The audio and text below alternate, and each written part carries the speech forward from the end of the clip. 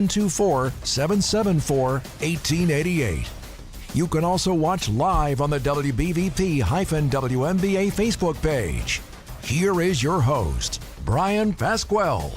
All right, everyone. Welcome back to One Man's Opinion on Sports with me, Bryan Pasquale. I'm here at the St. Barnabas Studios. Joining me today is my producer, Ryan Garazunas. If you'd like to chime in, please give us a call at 724-843-1888 or 724-774-1888. Ryan, here's the situation. We have so many things to talk about. We only have 2 hours. What's on your mind right now in sports? Well, I mean, of course, you do have the Steelers. You got the Pirates. The Pirates are making some things happen. We have to talk about the Pirates. It's snowing out, and we're going to talk about the Pirates. There's a little bit going on from all of our teams right now. The Penguins, the Pirates, Pitt, Steelers. So anywhere we go will be a lot of fun. The Penguins are still in town? The Penguins are still in town. They took a loss last night, but they are still hanging in there. Does that Sid the Kid still play? He does, of course. Yeah, he's the best. He won't go anywhere. No. Nor should he. All right, well, let's just start off because we did just play the Brownies. Cleveland's embarrassing. They muffed a punt. They threw an interception. They had false starts. They had delay games. They basically self-destructed in front of our very eyes. I don't even think they're competition. How in the world did they beat us a couple Thursdays ago? What the Browns, the thing about them, they're not really well. I mean, everything's not together for them. They have some. They have good players. They have bright spots. It's just they don't have enough. Last year, I think, was really their opportunity. That was their open window. They had, I believe, the number one defense at one point, and then Joe Flacco was able to come in and work magic and get them into the playoffs pretty impressively. But they just they're spots. They're spotty. If they get a few more players here, a few more players there, in theory, they will be better. But again, Cleveland's hard to tell. They're terrible. They were so, Myles Garrett, he had a fumble recovery, and then he had a late sack. And outside of that on defense, they didn't really do too much. There was a couple times where we had wide open receivers. Third down. Mike Williams is 5 yards open behind the safety and everything. And Russell Wilson throws it out of bounds. Yeah. And I'm like, did you even look at the receiver? Because he was open by 5 yards, which in the pros, that's like college open. Absolutely. You're wide open. But I mean, the Browns, they're embarrassing. Like, why would you be a season ticket holder for the Browns if you lived in Cleveland? This crossed my mind, and matter of fact, it crossed my mind last night, Brian, because the Pirates, they came out and said that we're going to get the number 6 pick again this year in the draft. Not again, but in the draft. And I thought to myself, how many good players over the years can you draft and just not be good? Well, that's Cleveland in a nutshell. They get top 10 picks. They've got top 10 picks for the last 30 years. 25 years, certainly. But it is what it is. I don't know how to fix those kind of teams. Obviously, we have one here in Pittsburgh as well with the Pirates, and I just don't know how to fix that. Now, Ken Dorsey's their offensive coordinator. Here's my thing. People always say, well, you didn't play in the NFL, so this guy that played in the NFL knows more than you.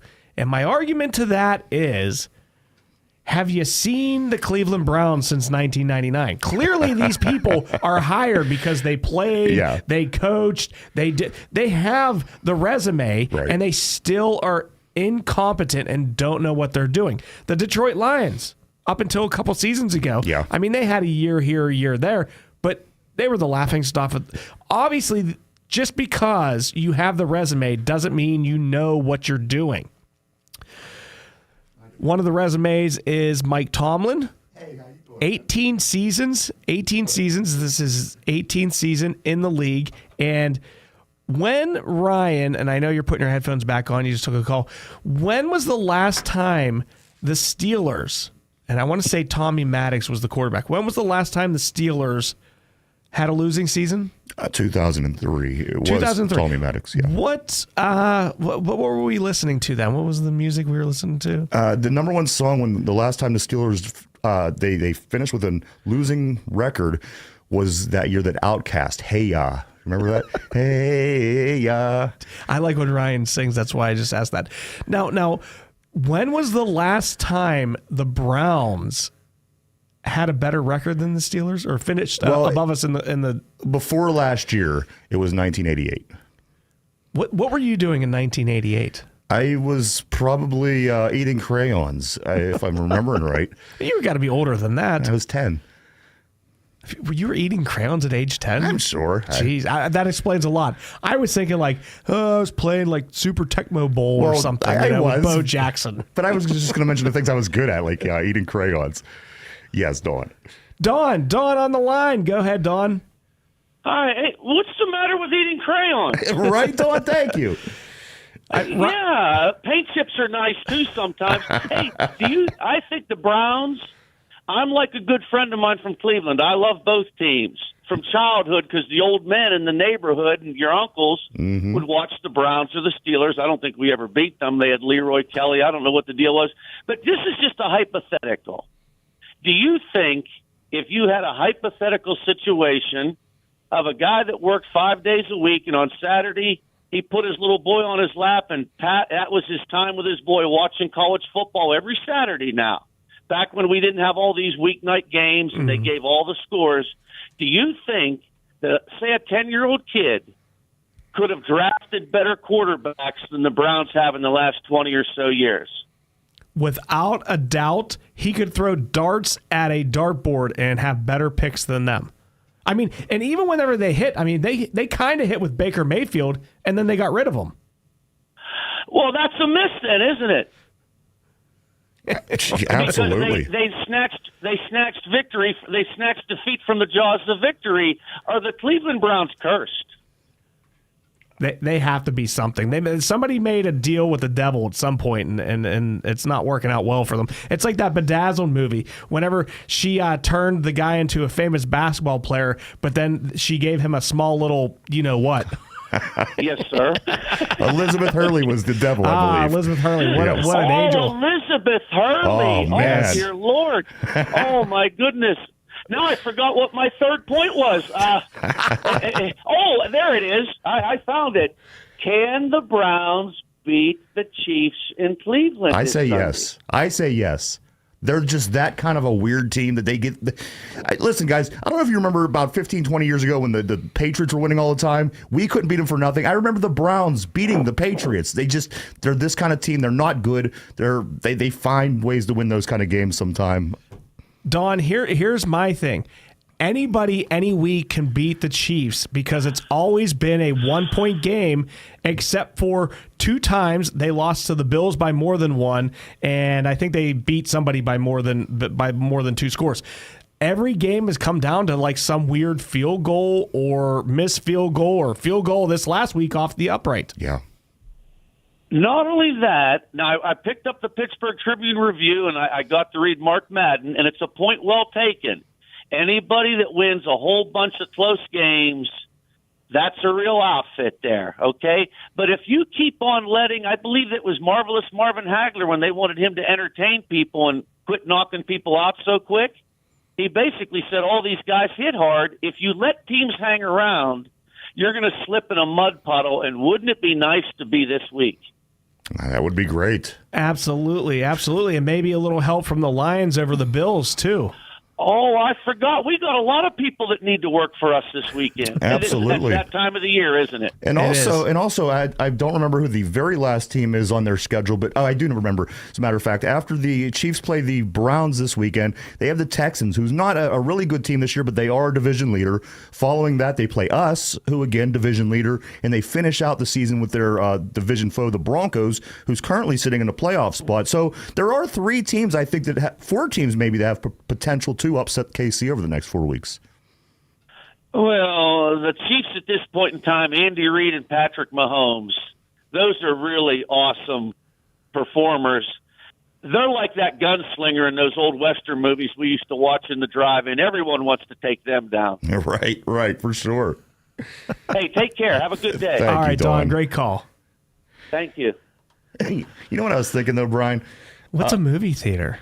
Oh, that's a good question. Or he said drive-in. He said drive-in. I'm sorry, drive-in. We obviously know what that is.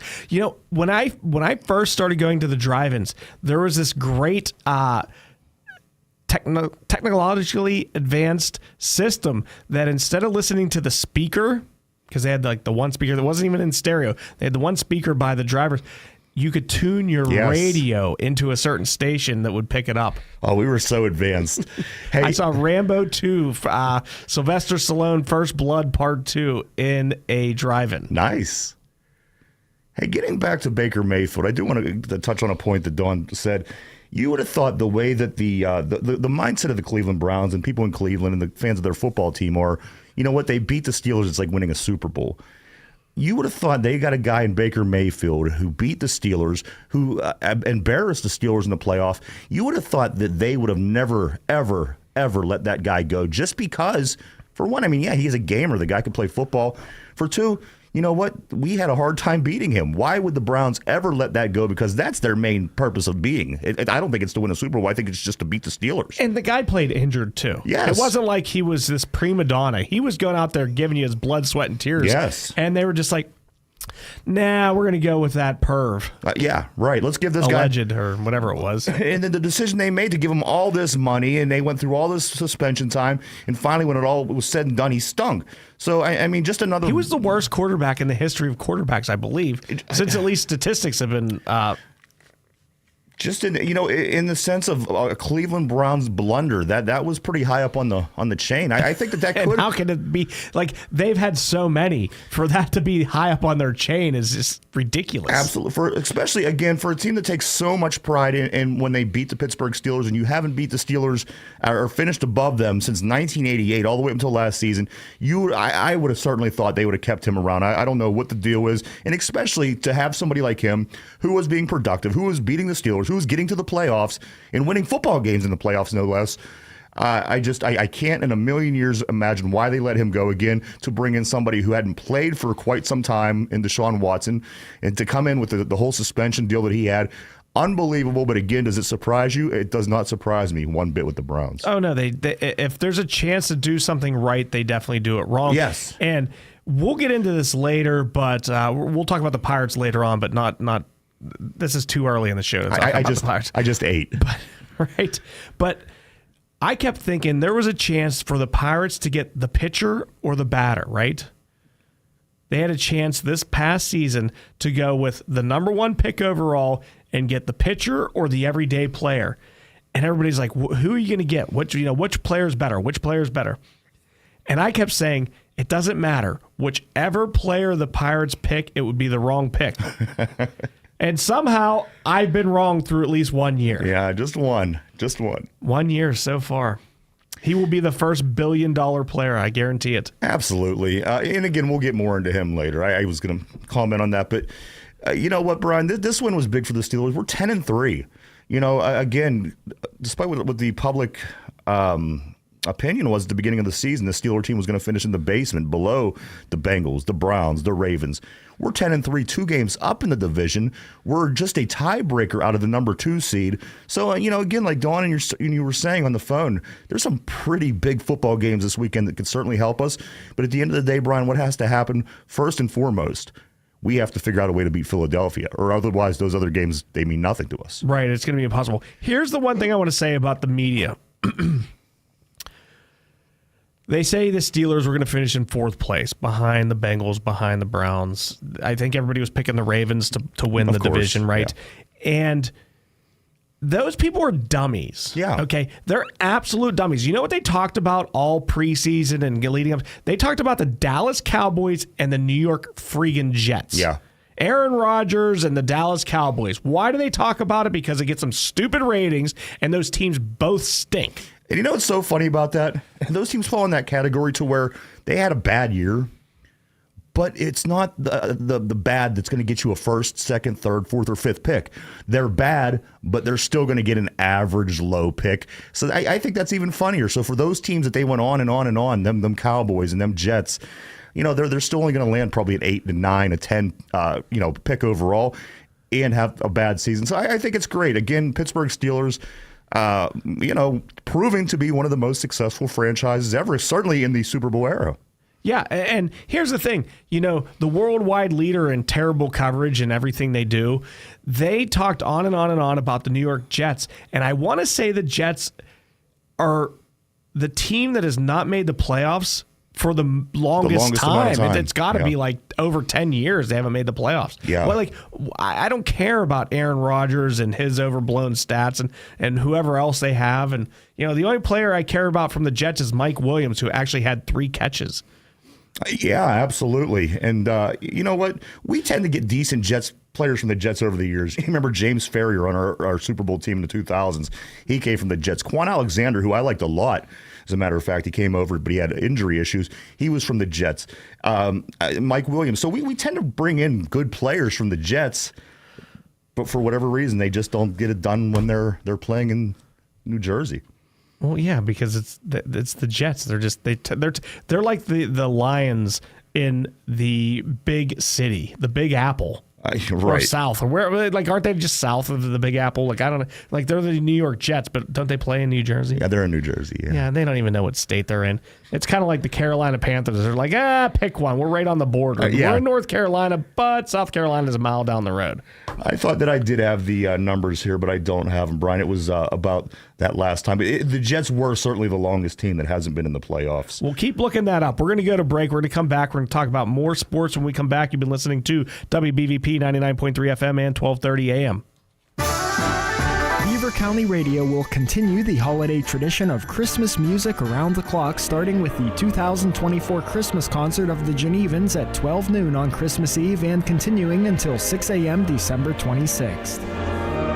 You'll hear 42 straight hours of commercial-free sounds of local Christmas musical celebrations from local civic groups and schools.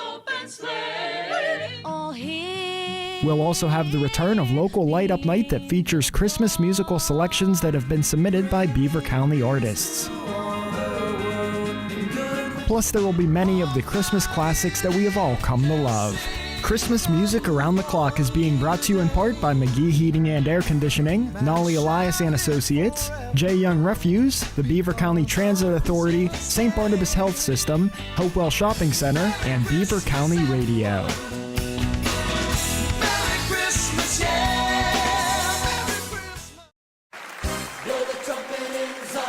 It's time to wake up, Beaver Valley, with Pastor David Grove from the Church of the Redeemed of Beaver Valley. Tune in to Beaver County Radio this and every Saturday from 9 to 10 a.m.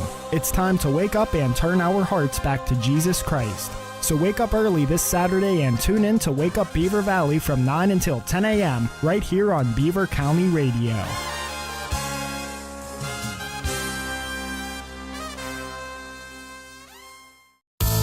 What's your favorite Christmas memory? We all have our own. Join Rosalind Candy Castle and Beaver County Radio each Friday and share your favorite Christmas memory with Eddie Crow on Teleforum. Here's your chance to share some of the things that have made your Christmases past so very special. Just call in, share your memories, and win a delicious box of Rosalind Candy Castle chocolates. That's every Friday, now until Christmas, right here on Beaver County Radio. The views and opinions expressed on WBVP and WMBA are those of the participants and host. They are not necessarily the viewpoint of WBVP and WMBA, its staff, management, and advertisers. Thank you for listening to WBVP and WMBA. Now back to One Man's Opinion with Bryan Pasquale. All right, everyone. Welcome back to One Man's Opinion on Sports with me, Bryan Pasquale. I'm here at the St. Barnabas Studios. Joining me today is my producer, Ryan Garazunas. Please give us a call at 724-843-1888 or 724-774-1888. Give us your opinion on the Pittsburgh Steelers. They are 10-3. They are tied for second place. They're technically in third place in the AFC due to the tiebreaker, but none of that matters just yet. There's still 4 more games to play.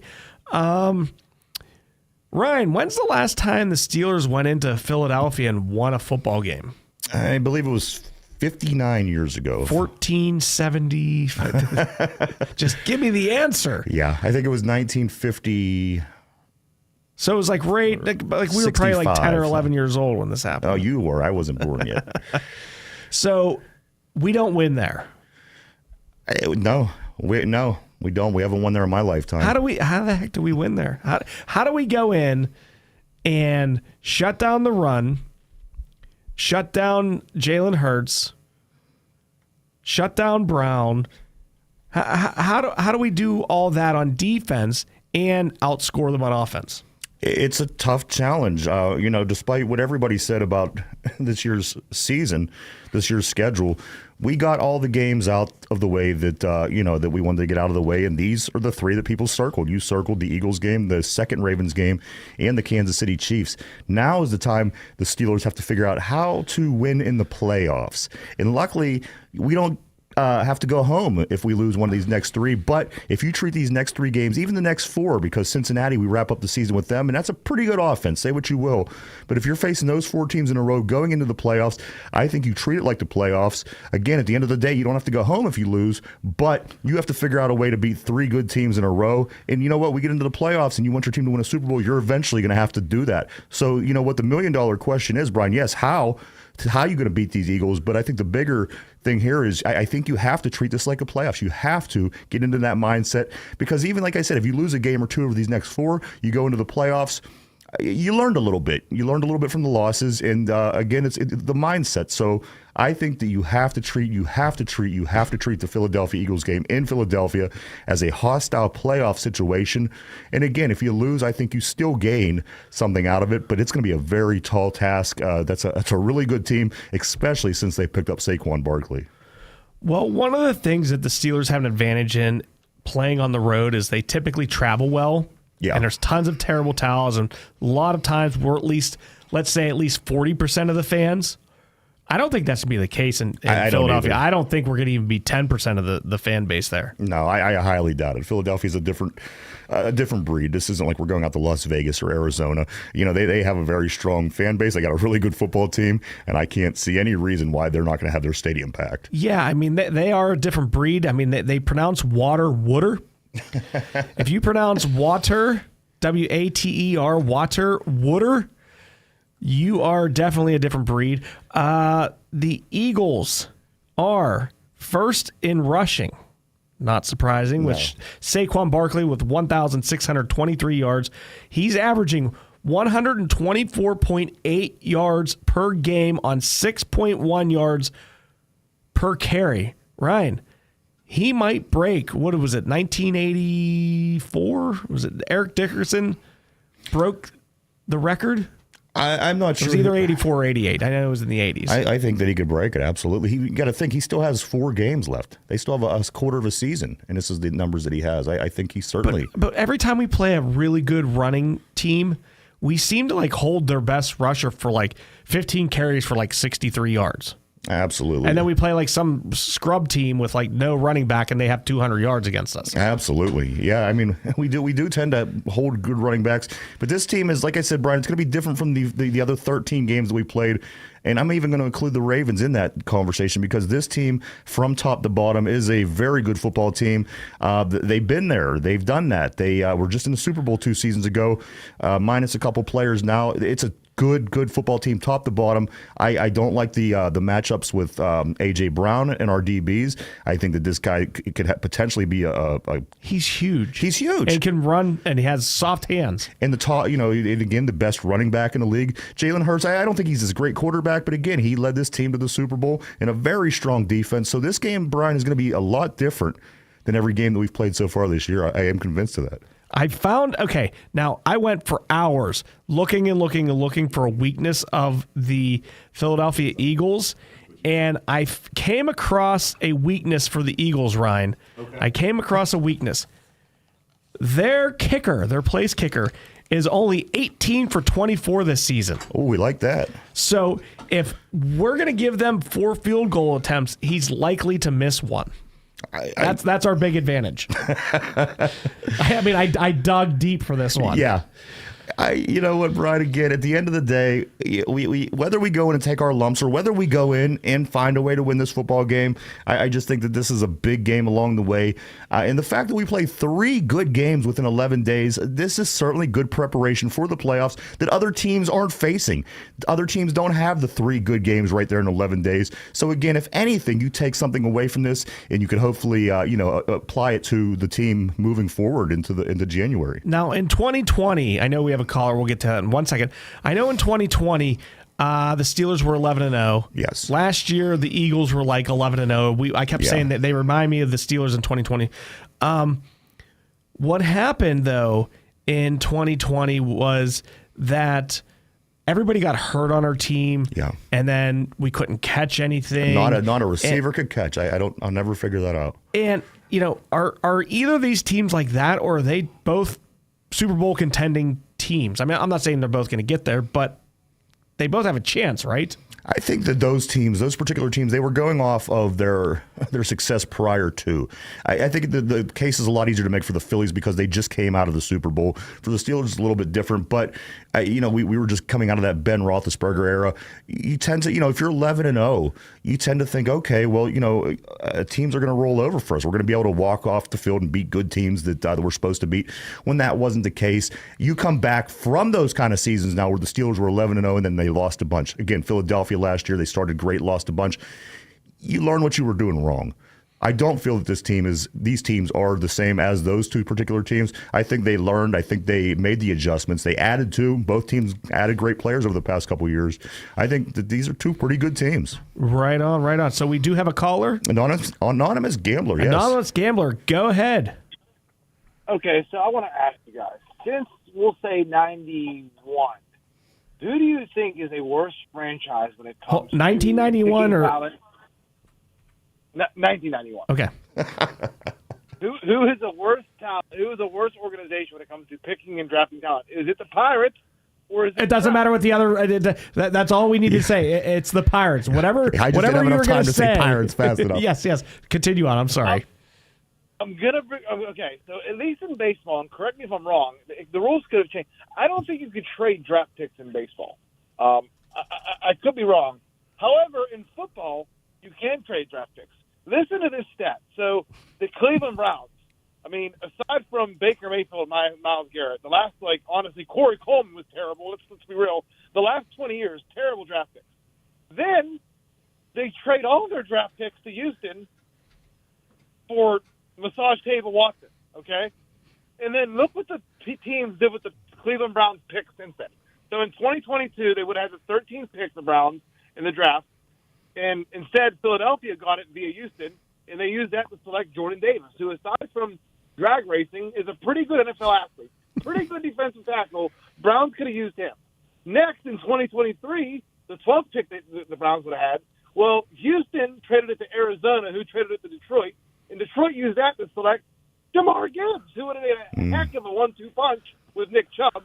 And then this year, they traded it to Minnesota via Jacksonville, and Jacksonville used that to select Brian Thomas Jr., who may be one of the best wide receivers in the NFL in a couple years.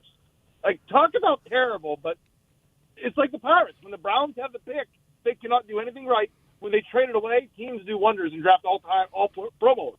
If I'm not mistaken, I believe that from 1991, the time of question, I would have to say the Pirates were just a bit more successful because we did manage to win a playoff game before the Cleveland Browns. I don't believe that's a playoff win. But it was. I mean, it was postseason. Mm-hmm. But they didn't win a series. Point being, was Cleveland, did they win anything from 1991 till 2013? No, they won nothing. It wasn't until the 2020 seasons, whenever they did beat the Steelers. So the Pirates were able to get to the Pittsburgh Pirates were able to get to the playoffs before the Cleveland Browns were, or at least to get a win. They were so bad, the owner picked up and left in the middle of the night.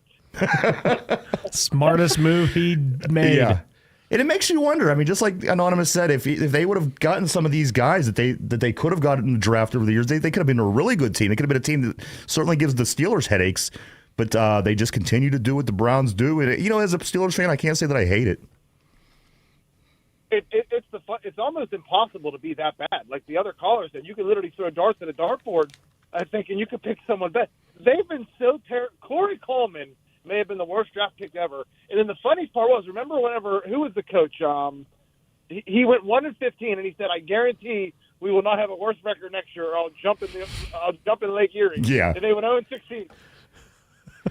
Yeah, come on. Him and Jim Rooker. Jim Rooker had to walk home from Philadelphia for making outrageous claims like that. What about do you guys remember the Johnny Manziel? I knew that was going to be a disaster. They thought it was the best idea to pick Johnny Manziel out of everybody in the draft, and that just turned into a huge mistake. So everything they do, they're like, it's the opposite of the Midas touch, everything. Johnny Manziel wouldn't even look at the iPad. They had the best coaching staff in history. They had Mike, what's his name, from the Dolphins. He was like their secondary offensive quarterback coach. You're right. It's, again, I can't say that I hate it being a Steeler fan. I think it's amazing. Oh, it's great. Yeah. It's absolutely fantastic. Can you imagine? Because the thing in Cleveland, they love their Browns the way that we love our Steelers, but it's just that they're two total opposite ends of the spectrum. Can you imagine those people are ready to they're probably all ready to jump the lake up there. I know I would. Wild times. Anonymous, how are you doing with the therapy? I know after the big Kamala Harris loss, you've been seeking therapy like daily. How's that coming along? It's going pretty well, I'd say so far. I've accepted that Donald Trump, the orange man that is bad, is my president. And I'm just going to live on my life. I'm not going to resist. I'm not going to put my pink cap on. Hey, how about that? How about that? Speaking of mainstream media topics, that shooter. Yeah. Go ahead, bring up whatever you want about it. I wanted to talk about that. I know we could delay a commercial here a couple minutes, right, Ryan? Absolutely. Well, he got in a bus and came to Pittsburgh. It's completely wild. I don't know. What was he doing here? I don't know. Someone brought up a good point about him wanting to kill possibly a CEO or something of Allegheny Health Network or UPMC or whatever. But he came here. I don't know. The whole case doesn't make sense at all. It's the funniest, not funniest because someone died, but the weirdest case ever. Why would you go to McDonald's and bring all the stuff with you? The McRib is only here for a limited time. The McRib is back. You know what my thing is, this guy's. I don't think it was him for this reason, and this reason alone. His eyebrows. The picture they showed where he was leaning at the Starbucks, there was. Yeah, but he's Italian, Ryan. But there was. No, I totally understand that. But at Starbucks, he clearly had a thumb-sized space in between his eyebrows, and you could see in the suspect pictures, it's a unibrow. I mean, come on, it's almost touching. Was it Anthony Davis by chance? It wasn't, but it's close. And again, you look at two pictures of the guy, one from the from surveillance at Starbucks and one from his arrest. Those are two different people. I don't care. Nobody can grow a unibrow like that over a week. You could make it bigger. You can make that space bigger in between your eyebrows. But he went unibrow in that period of time. I don't think it's him. I don't think it's him. He's super Italian. I just have to say, before my wedding, my wife made me get my eyebrows done. And about 12 hours, 14 hours later, I was hoping to put a pig in the wild and they turned feral. It was like that. Point taken. So a weed whacker. A weed whacker will help with that. All right, well, you guys have fun. I'll see you next week. Thanks, All Anonymous. right, thank you. All right, everyone, we're going to go to break here real quick. Don't go anywhere because we're going to be back in less than 2 minutes. You'll be listening to WBVP 99.3 and 1230 AM. Beaver County Radio will continue the holiday tradition of Christmas music around the clock, starting with the 2024 Christmas concert of the Genevans at 12 noon on Christmas Eve and continuing until 6 a.m. December 26th. You'll hear 42 straight hours of commercial-free sounds of local Christmas musical celebrations from local civic groups and schools. We'll also have the return of local Light Up Night that features Christmas musical selections that have been submitted by Beaver County artists. Plus, there will be many of the Christmas classics that we have all come to love. Christmas music around the clock is being brought to you in part by McGee Heating and Air Conditioning, Nolly Elias and Associates, J. Young Refuse, the Beaver County Transit Authority, St. Barnabas Health System, Hopewell Shopping Center, and Beaver County Radio.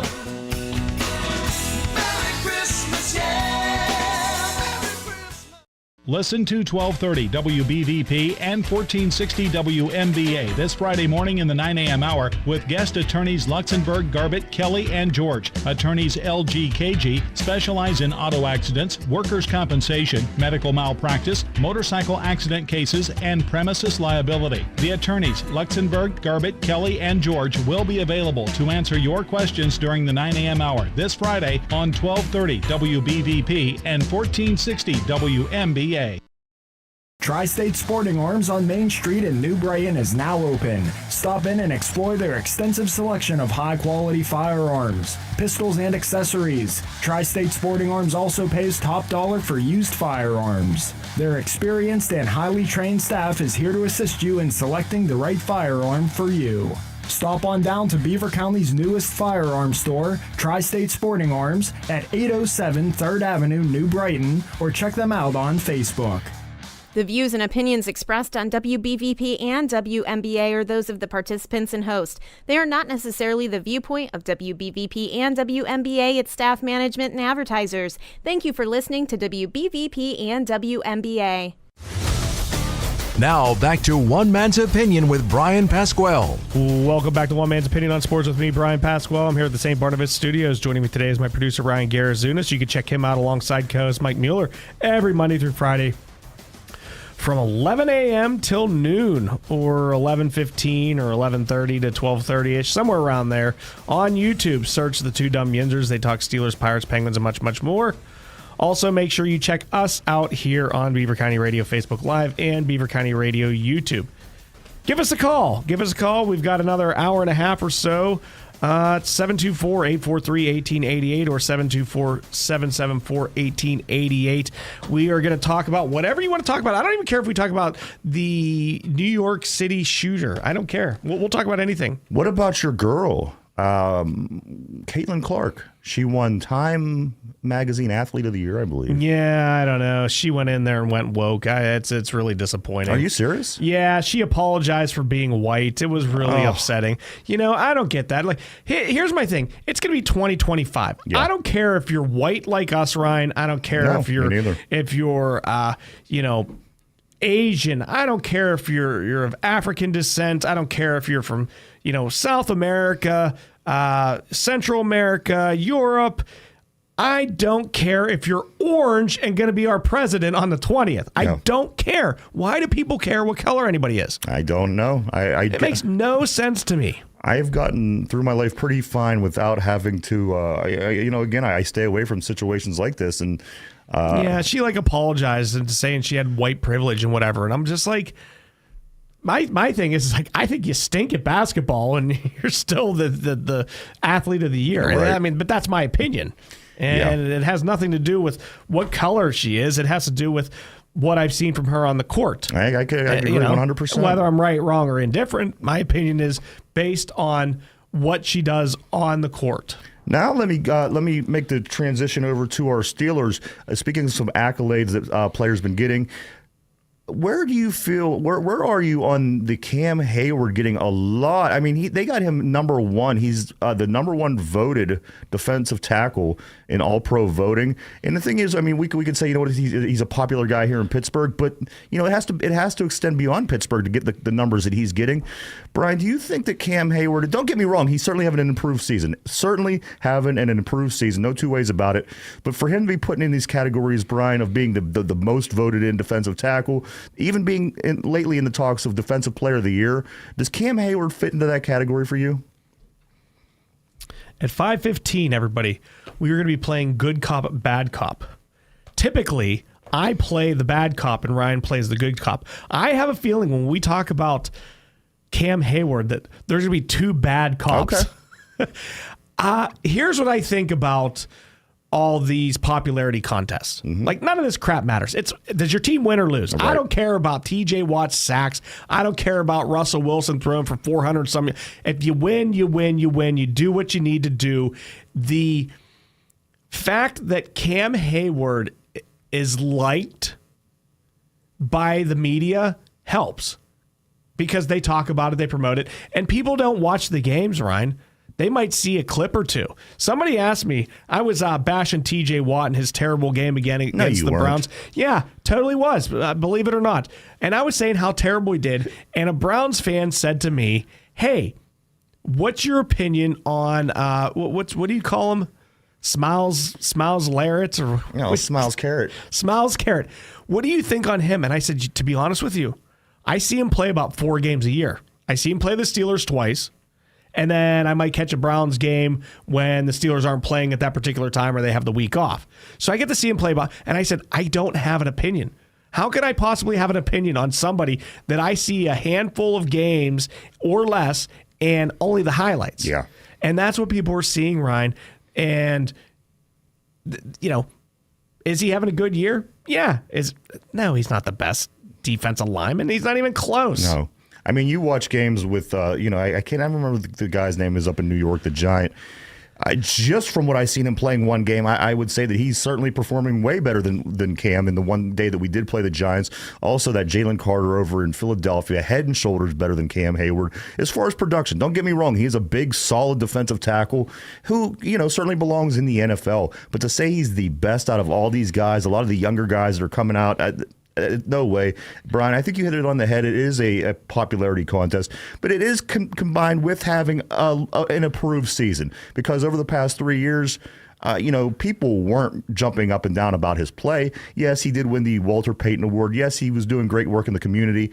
He didn't pay his taxes, though. Continue on. Did he really? They didn't. No, whatever his endowment was. Yeah, I remember something. The taxes. Yeah. But continue on. But I think for what it is, for his age, and it's a solid season that he's having. But to say he's better than all these other guys, I think is insane. Well, I don't like things like Defensive Player of the Year. I mean, I don't like things like MVP. I just don't care about stuff like that. I don't understand why people do. Like, it's great individually, but it's a team sport. Do the little things that you need to do to help your team win. Don't do the things that get you a stat. We see that a lot in basketball, the NBA. I mean, you had, what was the year Russell Westbrook won the league MVP? He averaged a triple-double for the year because he was getting mad because he wanted a triple-double. He would pass to somebody, and he'd get mad if they passed to somebody else and scored. Yeah. Because he wanted them to shoot and score so that he'd get an assist. Like, that's...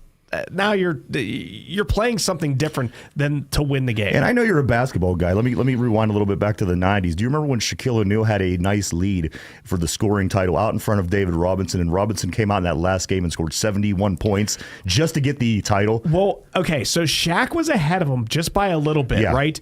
And Shaq went out and scored like 40 or something, and then he sat the fourth quarter or something. And then Robinson, literally, they gave him the ball every single time. 71 I don't even points. think the other team was even trying. Yeah. And Robinson went out. I want to say, was that 1999? I believe that was. It was some. No, it couldn't have been 99. 99 was the holdout year. And then after that, the Lakers really took off. It was definitely somewhere in the 90s. Was it 98? I don't know. Because that was Jordan's last year. I don't know if he won the scoring title that year.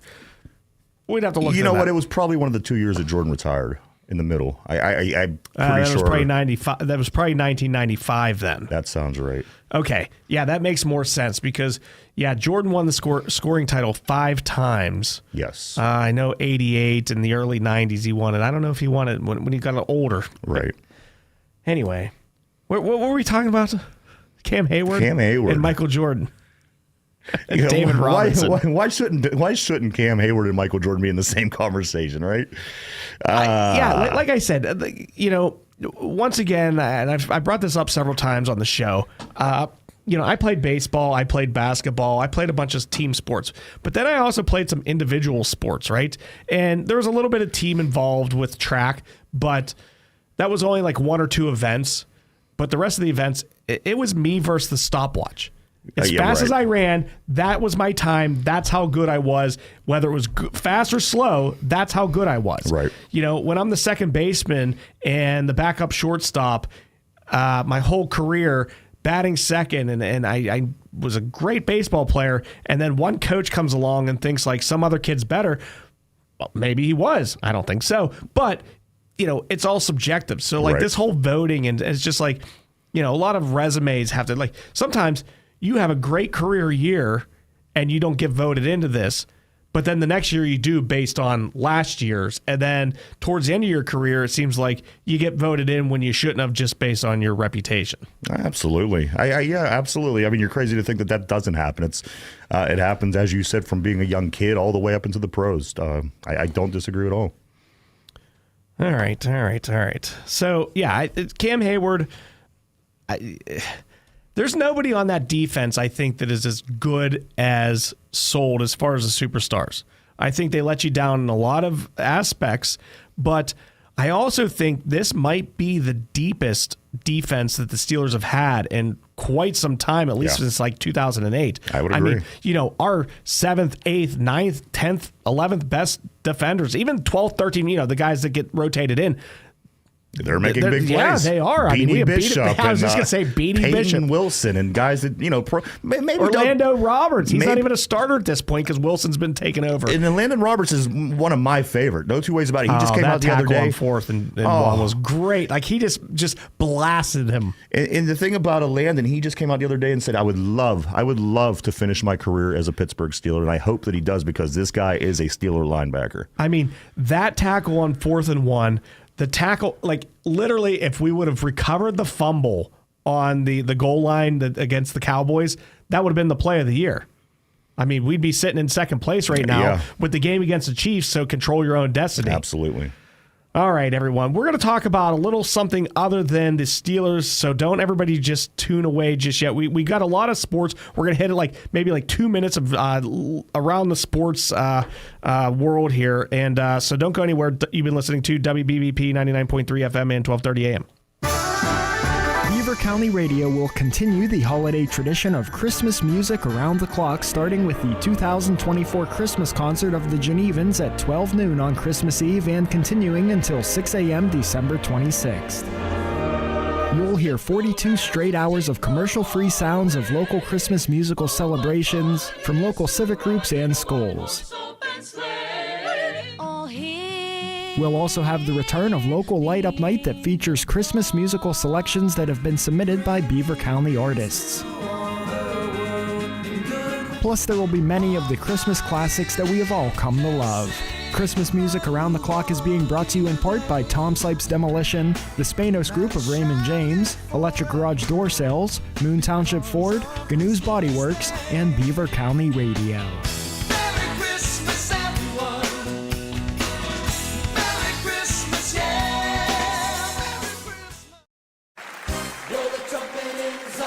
It's time to wake up, Beaver Valley, with Pastor David Grove from the Church of the Redeemed of Beaver Valley. Tune in to Beaver County Radio this and every Saturday from 9 to 10 a.m. It's time to wake up and turn our hearts back to Jesus Christ. So wake up early this Saturday and tune in to Wake Up Beaver Valley from 9 until 10 a.m. right here on Beaver County Radio.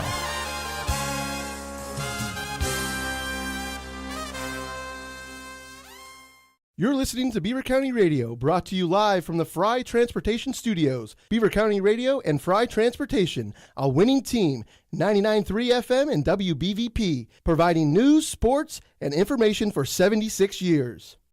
The views and opinions expressed on WBVP and WMBA are those of the participants and host. They are not necessarily the viewpoint of WBVP and WMBA, its staff, management, and advertisers. Thank you for listening to WBVP and WMBA.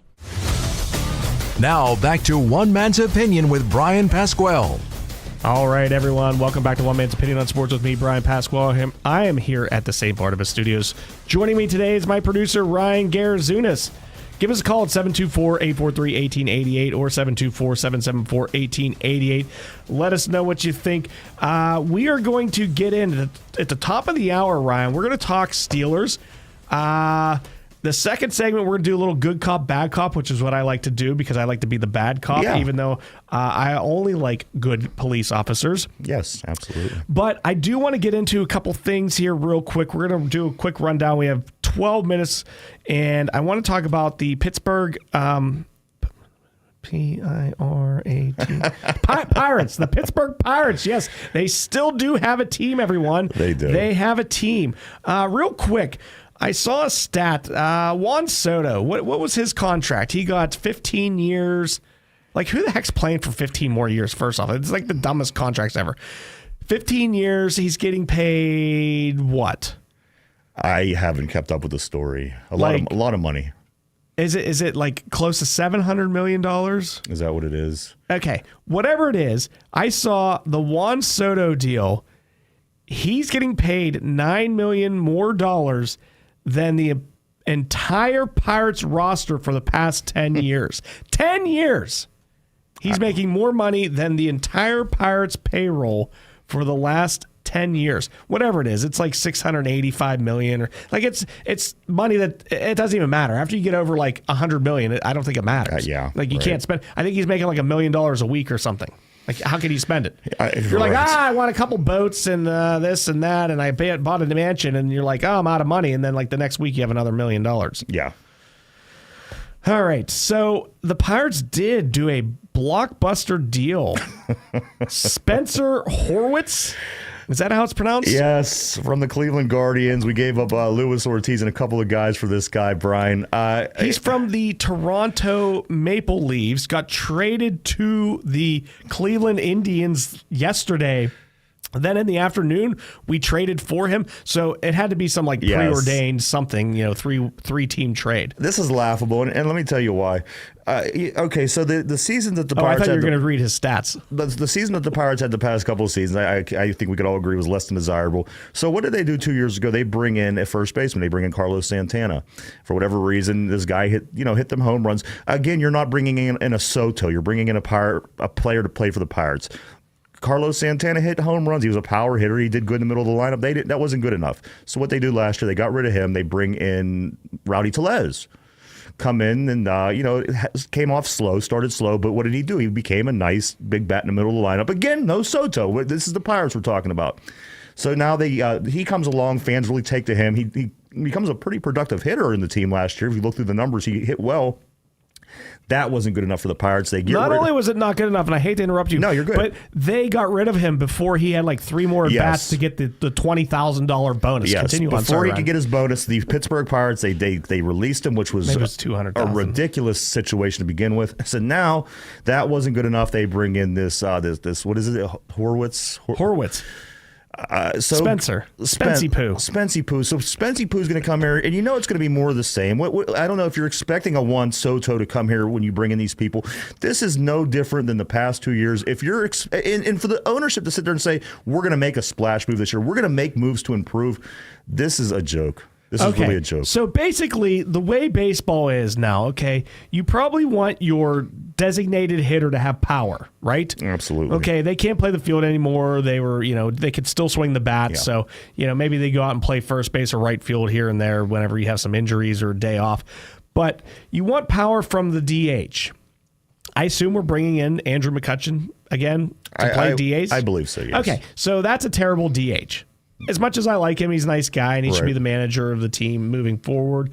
Then in the corners, left field and right field, you want power, right? Absolutely. So we have Bryan Reynolds, spells his name super cool with a Y. Bryan Reynolds had 24 home runs. I'll take that. I'll take it. All right, well done. He batted .275, and that's a great guy to have in your lineup as like your 6th or 7th hitter. But he just so happens to be the Pirates' best player. Okay, then in right field, do we even have a right fielder, Ryan? I don't even know if we have a right fielder. You know what? I'm not sure. It's like Palacio is going to play out there. Like, who's going to be the right fielder? We have a right fielder situation to be determined, right? So left field and right field, you're supposed to have power. DH, you're supposed to have power. So far, we have Bryan Reynolds that can hit 24 home runs. Other teams have guys that are hitting 40 and 50. Yeah. All right. Then we go to third base. You're supposed to have power at third base, right? You're supposed to have power at the corners. Brian Hayes also spells his name super cool with a Y. Brian Hayes. Wait a minute. I'm seeing a trend here. No wonder this team isn't any good. Right, yeah. Right. Yeah, if I was up there, maybe I should be the closer. I could do better than Bednar. Yeah. All right. So Brian Hayes, 4 home runs last year. 4. So we have a first base situation. The theory was possibly to make Bryan Reynolds the first baseman, right? That was a potential. Yes, correct. Okay, and then we could just get another outfielder. Maybe we have somebody in the minors, whatever. So they decided to, keep him in left field maybe for another couple years, maybe till he gets a little older, and then, he's not as mobile out there. So they bring in Horwitz, who had 12 home runs. Where are we getting these home runs from? We have no power at any corner position. Those are supposed to be the guys that aren't as athletic, right? They're supposed to be like, maybe on the juice. Maybe they're a little chubby. Right. And they can put the ball out. and we have nobody other than Brian Reynolds who is a mediocre home run hitter. I agree, and again, this is what you're going to get with the Pittsburgh Pirates. We're not going to get a Soto or the guy out in California. We're just it's not going to happen. I mean, we're going to have to try to win the same way the 2013 team did, the way the 2014 and 2015 to make it to that play-in game. They're just going to have to play overachieve and play good baseball. That certainly hasn't been anything that you'd seen the Pirates being able to do, with the exception of those 3 years. One of the things that scare me as well is they're going to start compromising a little bit. So you've seen in this trade yesterday to get Horwitz, they'd set Luis Ortiz out, who was a nice spot pitcher. He came in, and I think he certainly improved along the season. Also, you got to remember they lost Aroldis Chapman.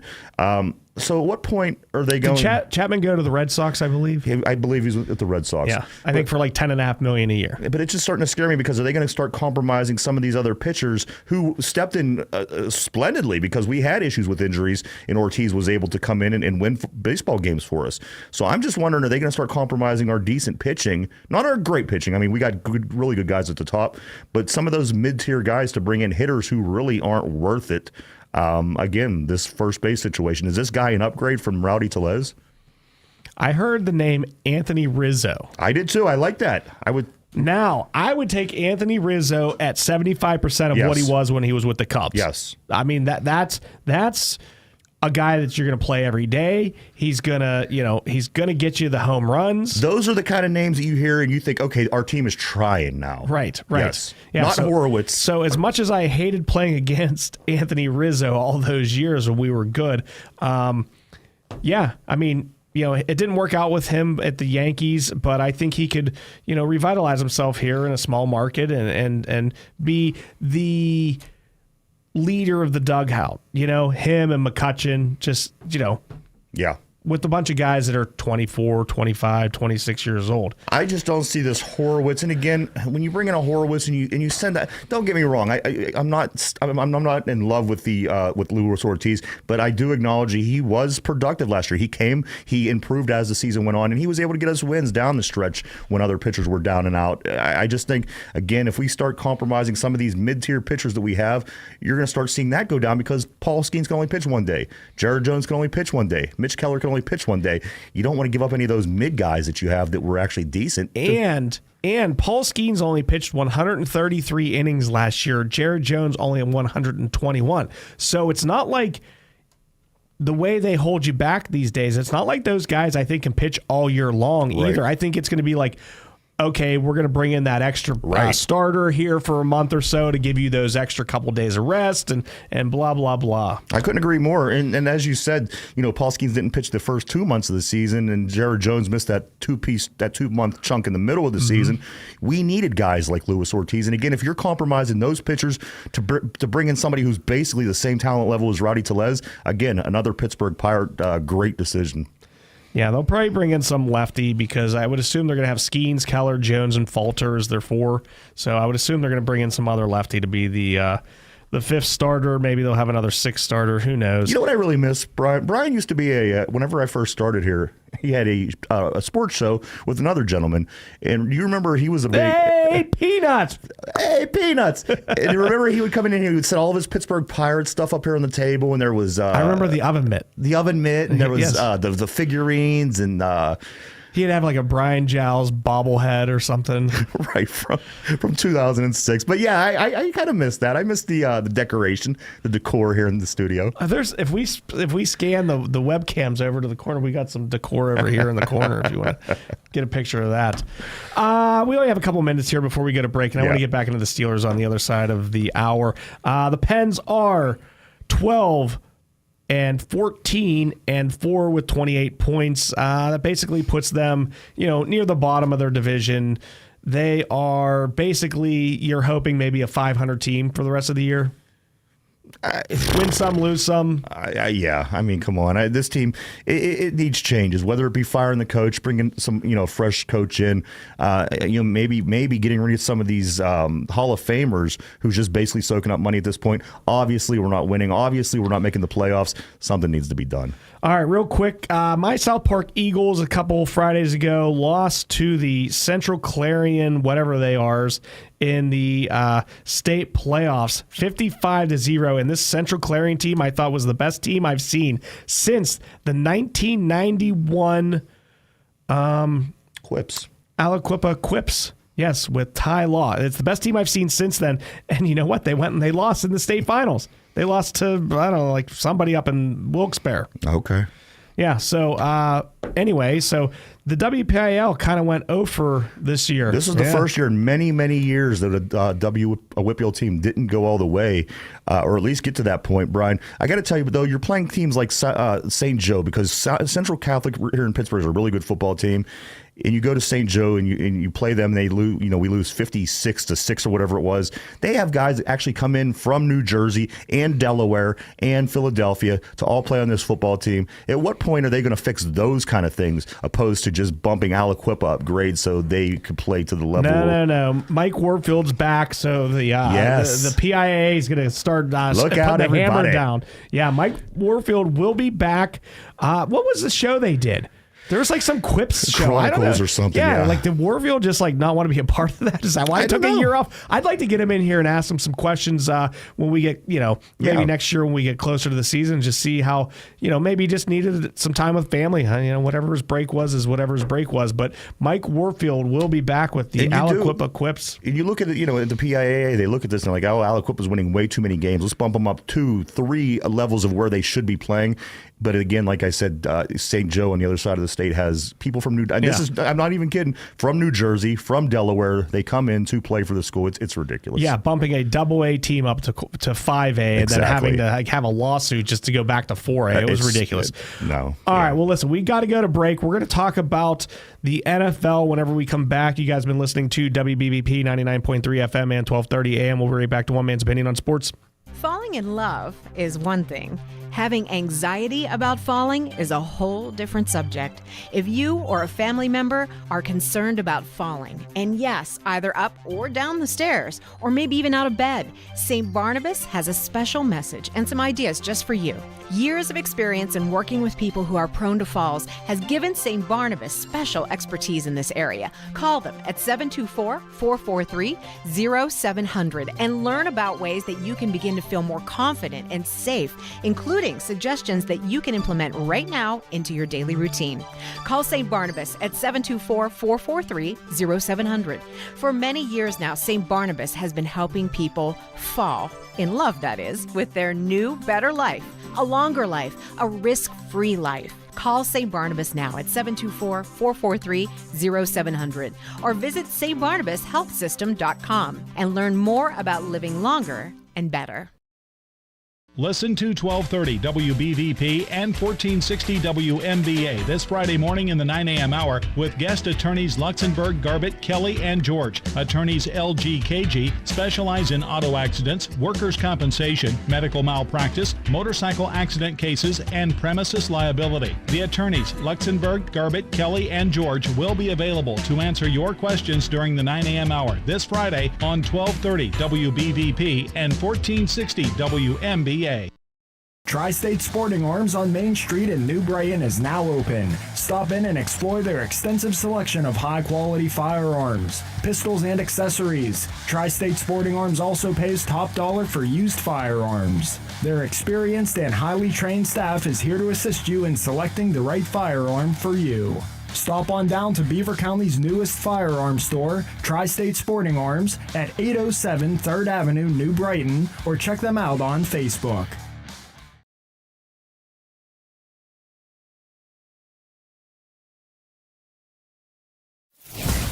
You're listening to 99.3 FM, presented by St. Barnabas, in addition to 1230 WBVP Beaver Falls. The views and opinions expressed on WBVP and WMBA are those of the participants and host. They are not necessarily the viewpoint of WBVP and WMBA, its staff, management, and advertisers. Thank you for listening to WBVP and WMBA. Now back to One Man's Opinion with Bryan Pasquale. All right, everyone. Welcome to the 5 o'clock hour of One Man's Opinion on Sports with me, Bryan Pasquale. I'm here at the St. Barnabas Studios. Joining me today is my producer, Ryan Garris. You can check him out alongside co-host Mike Mueller every Monday through Friday from 11 a.m. till noon on YouTube. Search the Two Dumb Yinzers. They talk Steelers, Pirates, Penguins, and basically all kinds of stuff. I went back and saw some older episodes, Ryan. Yeah. I saw episode 62. Now, at the time of episode 62, you were talking, I don't know, you had on like a Penguins jersey, and you were talking about maybe the Penguins in the playoffs. So this had been a long time ago. And you didn't have a beard. You were like, you looked like you were like 12. Well, you know what? I seen somebody made the comparison the other day on social media. Somebody said that when men have a beard, it's basically the equivalent of a woman that wears makeup. And I couldn't agree more, because I'm hideous if I don't have a beard. So I let it grow out to hide my face, and this is it's worked for me so far. Well, episode 62, I went back and watched it, and it's funny, like the difference between like the quality of the show. Yes. Like how like it was like you were learning and you were getting it was a good show. Right. But now it's like this like well-oiled machine minus Mike and Derpy and Jeff. Right. I mean, I what? No, I you know what I did? I for some reason, maybe it was in Recently Played or somebody, I don't know what it was, but I passed that episode 62. I'm going to have to go back and see what it was all about, because I seen recently. I don't know, you were talking hockey and you had a hockey jersey on, and you didn't have a beard. That was like the biggest, the beard was the big thing. Yeah. Or the non-beard. Right. All right, everyone, give us a call. We have an entire 54 minutes. We're going to talk about probably like the Steelers and the NFL. We have a couple other little topics we'll hit on just real quick, but give us a call at 724-843-1888 and 724-774-1888. Ryan, you had mentioned in between the one break about the Steelers wide receiver situation. Let's first start off with the top wide receiver who, going into the season, I had concerns that he could be a number one. Yeah. I was like, is this guy just, is he a 2? Is he a head case? Will he be able to step up? Clearly, I think he's shown that he can be a number one. Clearly, I think he's shown he's a head case. Yes. But more often than not, there's been much more good than bad. Okay. Yeah. So he wakes up Friday with a hamstring injury. Ryan, I'm 47. Yeah. And I wake up with like all kinds of injuries. Right. And I'm like, what the heck happened? Like, why? Like, I didn't do anything. So maybe he's 47 and we just don't know it. But and now it's severe. It wasn't that he even was, it just hurt him. Now it's a severe hamstring. Well, here was the situation. He had this injury and they elected to hold off on an MRI for 3 dae. And he walked up and down that sideline all for 3 hours. I see the best is whenever they have like an injury. I think I saw Dante Jackson. He came out of the game because he hurt himself or something, and then somebody scored or picked off a ball or something. Then he goes and does some like choreographed dance with them on the sideline. Right. Like, wait a minute, you can't run, but you could do that dance that only MC Hammer could do. Exactly. And you, again, you've seen you've seen the young man going up and down the sideline all game, as I did. I don't know. I find this is all a little bit. It's interesting what's going on with him. I don't think I understand entirely. Well, let's go down the wide receiving core, player by player, and nobody's going to be able to step up to a number one. But collectively, can they all step up? Let's just say they're all 4s. Can they all step up to be number 3s? So collectively, maybe that bumps you up to like having not a complete drop-off. I mean, we are playing the Philadelphia Eagles, one of the best teams, and I think they are going to go to the Super Bowl.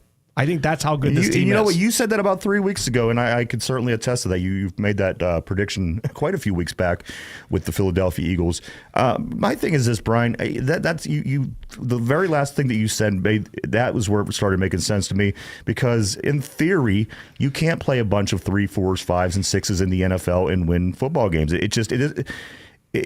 There's a reason why you get top players, because they're really good, because the people across the line from you are really good. So that is a very good question. But again, this, I think, falls into that category, Brian. These next 3 games, we're going to learn a lot of things that we can and what we can't do. Mike Tomlin comes out and says, you know what, I've been telling you about these receivers. You need to just believe me. I kind of need to see it for myself against a good team, not against the Browns team who's got a dilapidated, you know what I mean? We're going to get a good idea of what kind of playoff run we're going to have. I think this this week into next week because these are the top tier teams, 3 of them right in a row.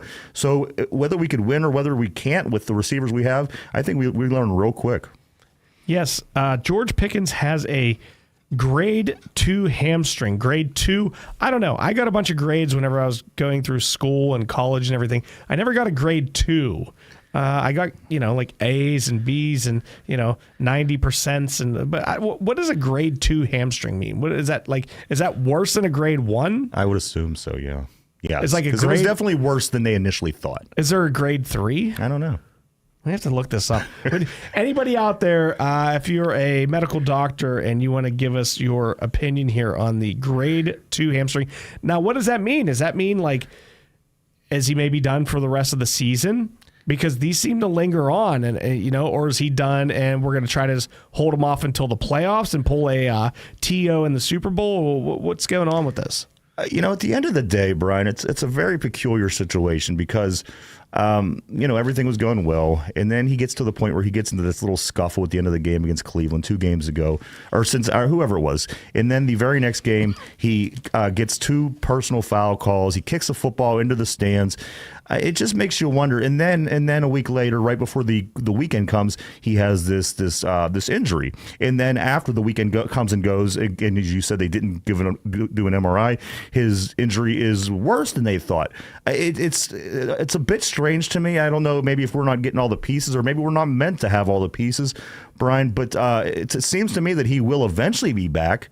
But again, the guy was up and down that sideline pretty good for 3 hours. I'm not quite sure what's going on, and maybe that's the conspiracy theorist in me, but something seems off with this injury. Yeah, the whole time you were talking about it, I was thinking Ryan's kind of sounding like, the elite of the world. If they own all of the media and they own all the way to produce money and they own all the gold and all the silver and they own all the food and all the land and they own all of the hospitals and medications. It sounds like that's the theory you're going with, is like maybe George Pickens isn't hurt. Maybe this is a way to discipline him without shaming him publicly. What I was trying to say without saying it, yes. So the Rothschilds have ruled the world since the 1800s. I mean, we all know that. I'm just saying, again, you put all those facts, and again, those are all facts that you read, and nothing new, nothing taken away, and everything that I just said to you. I mean, again, he had out of nowhere, as you mentioned earlier, he turned into that head case that we knew that he possibly was. And again, the fight, the kick in the football, the two big penalties, and then all of a sudden, this mysterious injury was okay throughout the week. The day before the weekend starts, they announced the injury. There's a lot to this. It's hard to wrap your head around. It's almost like you're trying to follow the guy they caught at Altoona in the McDonald's.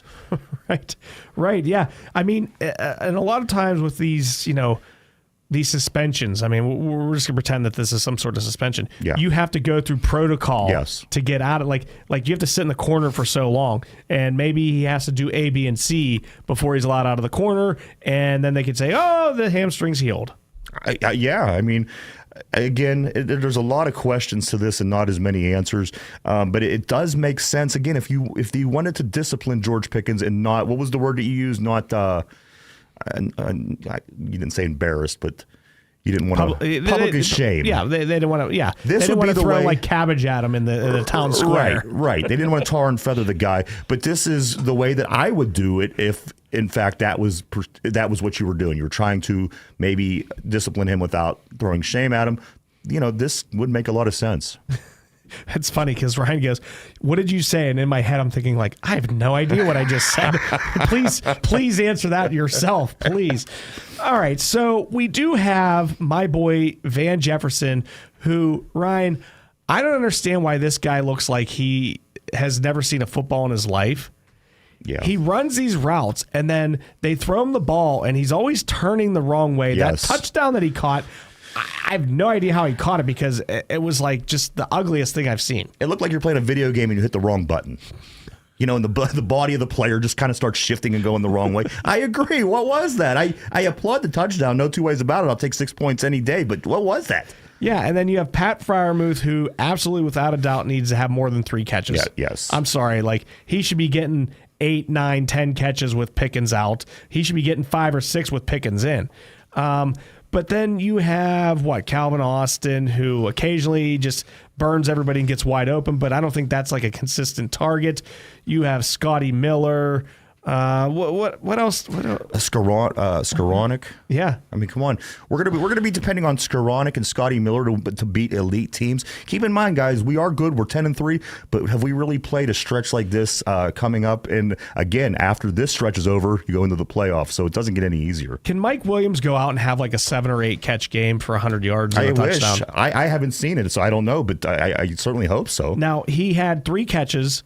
He actually had 4, but they called offensive pass interference. Yeah. And listen, it's offensive pass interference. There's no ifs, ands, or buts about it. But every wide receiver does that exact same separation move. Absolutely. So if you're going to call that, you should call it on every single play, which would probably be about, 10 or 15 times a game. Yeah. You should be calling that. And so that was total BS to me because, I've been watching for 20 years of them pushing off. It wasn't egregious. Right. It was just kind of, his arm kind of just extended, and I don't know. I think that was BS. And meanwhile, when you talk about the other receiver, George Pickens, I've literally seen him being pulled down on the sideline and not get that penalty called. This is true. This is true. And I think sometimes it's like, when you're like Fragile, they'll call it because you go down. But Pickens is pretty strong. Yeah. And so as he's getting pulled down, they're like, he was kind of tough enough to kind of take that. And They just don't throw the flag. And it doesn't make any sense to me. We'll get into the flags here when we come back from break. But I do want to go over some good cop, bad cop. When we come back on the other side of the break, Ryan, you guys have been listening to WBVP 99.3 FM and 1230 AM. Honey, I found the perfect place for my parents and us. Where? St. Barnabas. For us, the Woodlands Carriage Home Community. And for my parents, condominium-style living at the Village. My folks will love the Village. There's an indoor mall with shops, restaurants, and more. And we can relax, knowing they're safe and secure. That's what I plan to do when we move to St. Barnabas. Relax. Call 724-444-5568 or visit stbarnabascommunities.com.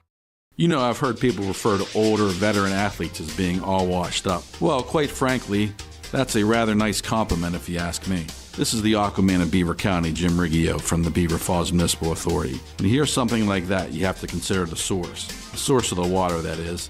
After all, getting washed up with Beaver Falls Municipal Authority water can't be a bad thing. That's because for over 80 years, we've made it possible for everyone to feel washed up, even if they are not star athletes. Click bfwater.net.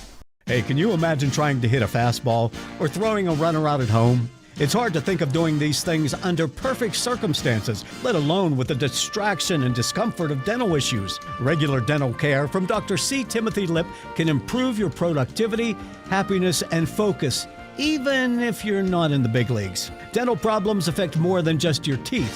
Visit lipdentistry.com or Dr. C. Timothy Lip Family Dental Offices on College Hill and Robinson Township. At Geneva College, your academic experience will prepare you with exceptional expertise in your chosen field. But what you'll learn is so much more than just that. Integrating faith and learning, you'll grow to see God's purpose and calling in your life's work. You'll be challenged to imagine how the world around you could be different and what your part might be in making that difference. You were made to live courageously. Visit geneva.edu today. The views and opinions expressed on WBVP and WMBA are those of the participants and host. They are not necessarily the viewpoint of WBVP and WMBA, its staff, management, and advertisers. Thank you for listening to WBVP and WMBA. Now, back to One Man's Opinion with Bryan Pasquale. Welcome back to One Man's Opinion on Sports with me, Bryan Pasquale. I'm here at the St. Barnabas Studios. Joining me today is my producer, Ryan Garazunas. Everyone, jump on over to YouTube here and click on One Man's Opinion on Sports. Put that in the search. That's me. Make sure you go and hit the subscribe button. Check out my material. I got a video coming out. It is the 9 teams, Ryan, that I believe have a chance to go to the Super Bowl. Okay. The 9 teams. 9. Are you allowed to say Super Bowl on air? Absolutely. Are you allowed to say Super Bowl on YouTube? Yeah. Why aren't you allowed to say that you're having a Super Bowl party if you own a bar then? I don't have any idea. You have to call it like the big game. Really? Hey, come on down for the big game. Hey. I don't know. They have some stupid weird thing. Whatever. They play the Super Bowl. I'm not claiming that I own the Super Bowl or the rights to it or whatever the heck. I mean, all this really time, Brian, all this time, I thought you owned the rights to the Super Bowl. Yeah, ever since I had the Jets win in Super Bowl III, that's when I took over. Yes. Me and the mobsters that fixed that game. The Rothschilds. Yes, the real mobsters. Okay. That's so funny. All right, so I mean, can we say the Rothschilds family owns the world more and more on this station? I think it should get out there. It should be like, when Fox News comes in, they should just say that. Like, hey, this is the history and you guys are all fools. All right, anyway. Good cop, bad cop. All right, here we go. We were talking wide receivers. Okay. Wide receivers. Make the case that Mike Williams steps up and helps the Steelers get by the Eagles with 4 or 5 catches or more. All right, my deal, or any of them. My deal with Mike Williams is this: we just haven't been given the opportunity. He comes in in his very first game against the Washington Commanders. He catches over his shoulder the game-winning touchdown, and then his numbers start to go down every week. He doesn't get as many snaps. He doesn't get as many balls thrown to him. And last week, of course, when George Pickens was out, you did see him catch a couple more passes. I don't know if this comes down to Mike Williams. I think Mike Williams could certainly put them numbers up if given the opportunity. However, is he going to get the snaps from his coach and is he going to get the throws from his quarterback? I think ultimately that's what it comes down to. But do I think that he can have a great day? Of course. He was a really good wide receiver out with the Chargers for many years, and there's no reason to make me think that he can't. It seems to me so far the reasons that he hasn't got to that level that fans want him to is, for one, the controlled time played up until last week, and then again the passes that just weren't thrown to him when he was in. 2 weeks ago we threw to 10 different receivers, and he was in for, I seen him in the in the game, and for whatever reason he was not one of those 10 receivers that had a pass thrown to him. So again, I think this is out of Mike Williams' hands. I think if given the opportunity, I'm sure he could be a pretty good wide receiver for us. Yeah, I think 2 weeks ago we threw one to our punter before we threw it to Mike Williams. So here's my bad cop. He wasn't even good enough to get on the field in the bad New York Jets team. Okay. There was that whole Aaron Rodgers wasn't going to throw to him and this and that, and he wasn't getting open, and then they benched him, and then they brought somebody else. What's the guy's deal? Yeah. It's like, is he overhyped? I mean, I know he had a couple good years out in the West Coast there, but I just think maybe he's not the guy. But to be fair, I think he's the only guy on the roster other than George Pickens that has a chance to be the guy, whether it's for a game or two. I'm not saying, all year long. But, they'd made the one comment. He came in the first game versus, was it the Giants? His or was first it the Jets? His first game? Yeah. I'm pretty sure it was the Commanders. That's what I said. Yeah. The New York Commanders. The New York Commanders. Was it? Yeah, because he got the touchdown. Yeah, it was after the break. So he catches this touchdown, and he says to the reporter, swear to God, oh, I never ran that route with Russell, and, it was something new. And I'm just thinking, in my head, it was like a go route. Yeah. You ran a go route to the corner of the end zone. NFL. You never ran that in, Pee-wee football? Right.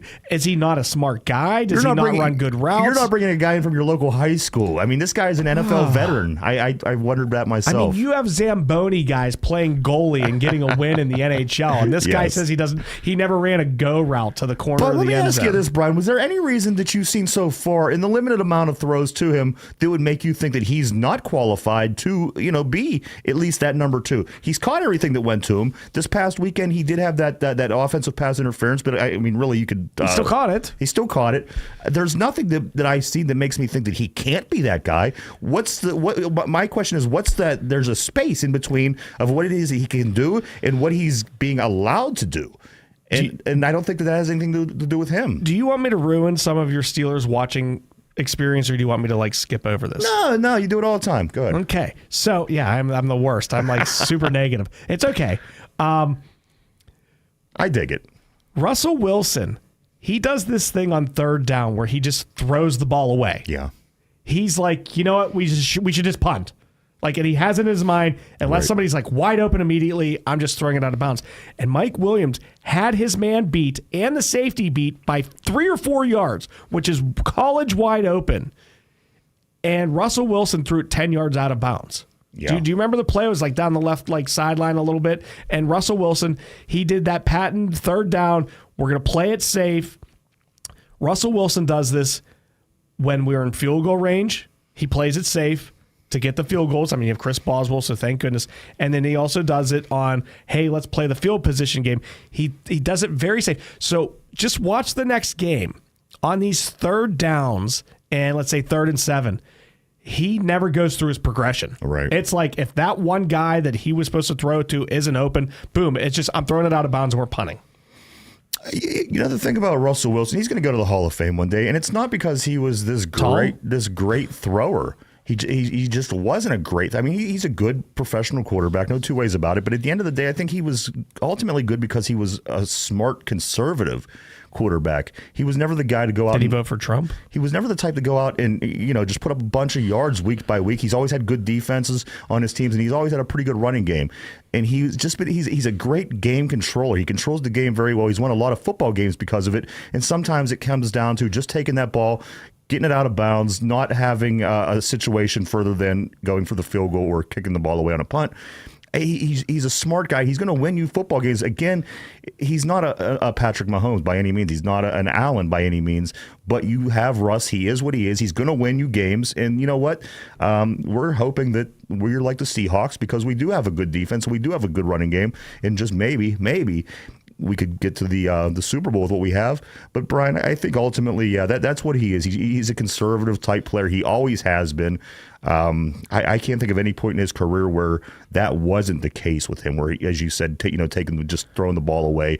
I think he's very smart. Mike Tomlin really likes that about him, I think. It's a very smart way to play. You know what I mean? If you want to live to fight another day. Right. And it's been successful. It isn't like he's been unsuccessful because of it. So, again, I can't complain. But, again, there's times that you just want to pull your hair out because you're like, oh, this guy was in the middle of the field wide open.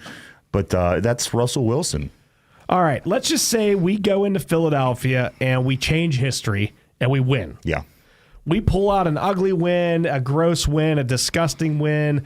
I don't care what it was when. We pull out a win down in Philadelphia. Good cop, bad cop. Tell me how the Lions are going to beat the Bills. I think the Lions could beat the Bills because I think I seen the Rams beat the Bills the other night. And in that particular game, you just have to be able to keep up. They just had to be able to keep up with the Bills, and they were able to do that, and they got to the end of the game, and fortunately they were able to pull it off, which a lot of teams can't do, obviously. The Bills are 10-3. But the Lions, they are just an all over. They're a better team. They run the ball well. They pass the ball well. The interior line blocks well.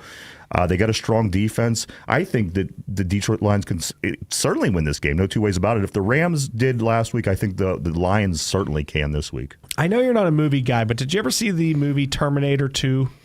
I know the movie. I haven't seen it. So basically the bad guy just, no matter what, you get away, you knock him down, you freeze him for a little bit, and then he just keeps coming back. Yeah. And coming back and coming back. That's Josh Allen. Oh, absolutely. Josh Allen is the T-111 or whatever the heck it was called back in the 80s. He just keeps, you can go up by 10, you can go up by 17, doesn't matter. He's driving right down that field in 4 or 5 plays and getting another touchdown. He's an elite. No two ways about it. This guy is an elite quarterback. I thought that since he came into the league, everything that he's proven since he's been in the league is that he's an elite quarterback. I think the guy will get his Super Bowl ring one day. I don't know when, but again, he's just one of them guys. Some guys have it, some guys don't. Him, Patrick Mahomes, they have it. Look around the league. You can see some of the guys that don't. He's going to get his because he is that good. All right. Last part of good cop, bad cop. Tell me how the game goes, maybe quarter by quarter or the style of play. How do the Steelers beat the Eagles on the road? Ooh, that's a tough. You know what? If I had that answer, I here's the thing: for 6 decades, nobody has been able to answer this. But you're going to have to do the things that we do well. You're going to be able to. You're going to have to be able to stop Saquon Barkley. There's no two ways about it. Keep him limited. You're not going to stop him, as you weren't able to stop other running backs we faced earlier this season. You have to contain them. But that's a problem with an elite team like the Eagles. Now you stop that. Now you have to worry about their passing game. A.J. Brown. He'll burn you. He'll burn you. You have to figure a way to shut him down. You have to figure a way to shut out the other guys that we're not even mentioning who make plays when Saquon and also Brown doesn't make the plays. And then you have to turn around and figure out a way to score more points than they do against that good defense. That's the $1 million question. Again, I think if they knew the answer, we wouldn't have a losing streak of 6 decades. But we're going to have to do a lot of things well and maybe hope you get a couple bounces go your way, which, again, the end of games for the Steelers, that happens sometimes. Playing bad cop is, I don't think the Steelers even have a puncher's chance in this game. I think they're going to go down. I think they're going to go get humiliated. But if they were to win, the only way for them to win is to get a lot of turnovers, some big turnovers. And like sometimes there's a turnover where the quarterback chucks it down the field 40 yards and it's like, that's like a punt. Right. I mean, they're going in for a sure score and you pick it off and return it for a touchdown. Or, they start off on the 20 and Watt gets a strip sack and Highsmith takes it in and like big, huge turnovers. I think that's going to be the way to go. Maybe a defensive touchdown and a defensive setting it up for a touchdown type of. I think you need to get the turnovers. Let me ask you this real quick, Bruggs. I know we do have to go to break. I just thought of this while I was listening to what you were saying.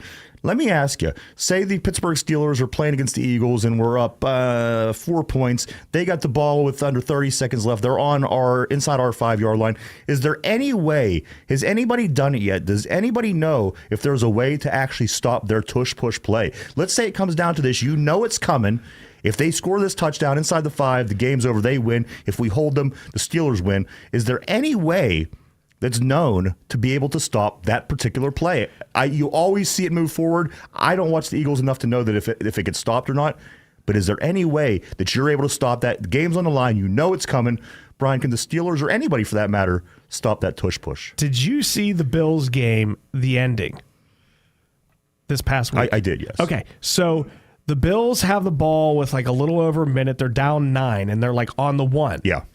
They ran the quarterback sneak with Josh Allen. Yes. And I thought it was the dumbest play ever. I think you do a shotgun snap, you roll Allen out, and you have the tight end going here, and Allen runs it in, right, or whatever. Or you throw it out of bounds, and you do that 2 more times because you got to keep your 3 timeouts because you're not getting the onside kick. Do you know that was the only time this year that play was stopped? That's what I'm saying. That is the first time that it was stopped, and it was the most crucial, and it won the game for the Rams. So do I think it can be done? Yes, but is it likely? No, it's not likely. And then think about it, and it's a little bit different when he does it because he's long. And I've noticed in that game you're talking about it, he just leans forward and he has the first down. It don't matter if guys are hitting him. He's just he knows how to fall forward. And it's a little different than Philly, but you know what? Both of them scare me. And I wouldn't want to face that at the end of the game, being up 4 on the goal line, having to stop that to win the game. I would take that situation, though. Up 4. Give me up 4 late in the game. I don't care what the scenario is. All right, everyone. We're going to talk more NFL whenever we come back. You've been listening to WBVP 99.3 FM and 1230 AM. Beaver County Radio, your hometown radio station. You're listening live from the Fry Transportation Studios. Beaver County Radio and Fry Transportation, proud to call Beaver County home. Beaver County Radio will continue the holiday tradition of Christmas music around the clock, starting with the 2024 Christmas concert of the Genevans at 12 noon on Christmas Eve and continuing until 6 a.m. December 26th. You'll hear 42 straight hours of commercial-free sounds of local Christmas musical celebrations from local civic groups and schools. We'll also have the return of Local Light Up Night that features Christmas musical selections that have been submitted by Beaver County artists. Plus, there will be many of the Christmas classics that we have all come to love. Christmas music around the clock is being brought to you in part by McGee Heating and Air Conditioning, Nolly Elias and Associates, J. Young Refuse, the Beaver County Transit Authority, St. Barnabas Health System, Hopewell Shopping Center, and Beaver County Radio.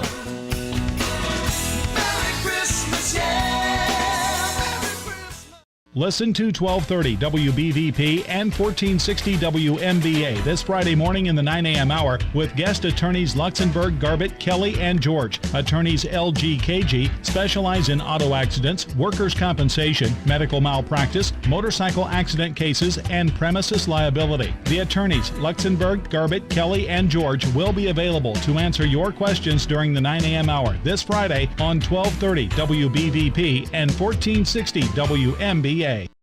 The views and opinions expressed on WBVP and WMBA are those of the participants and host. They are not necessarily the viewpoint of WBVP and WMBA, its staff, management, and advertisers. Thank you for listening to WBVP and WMBA.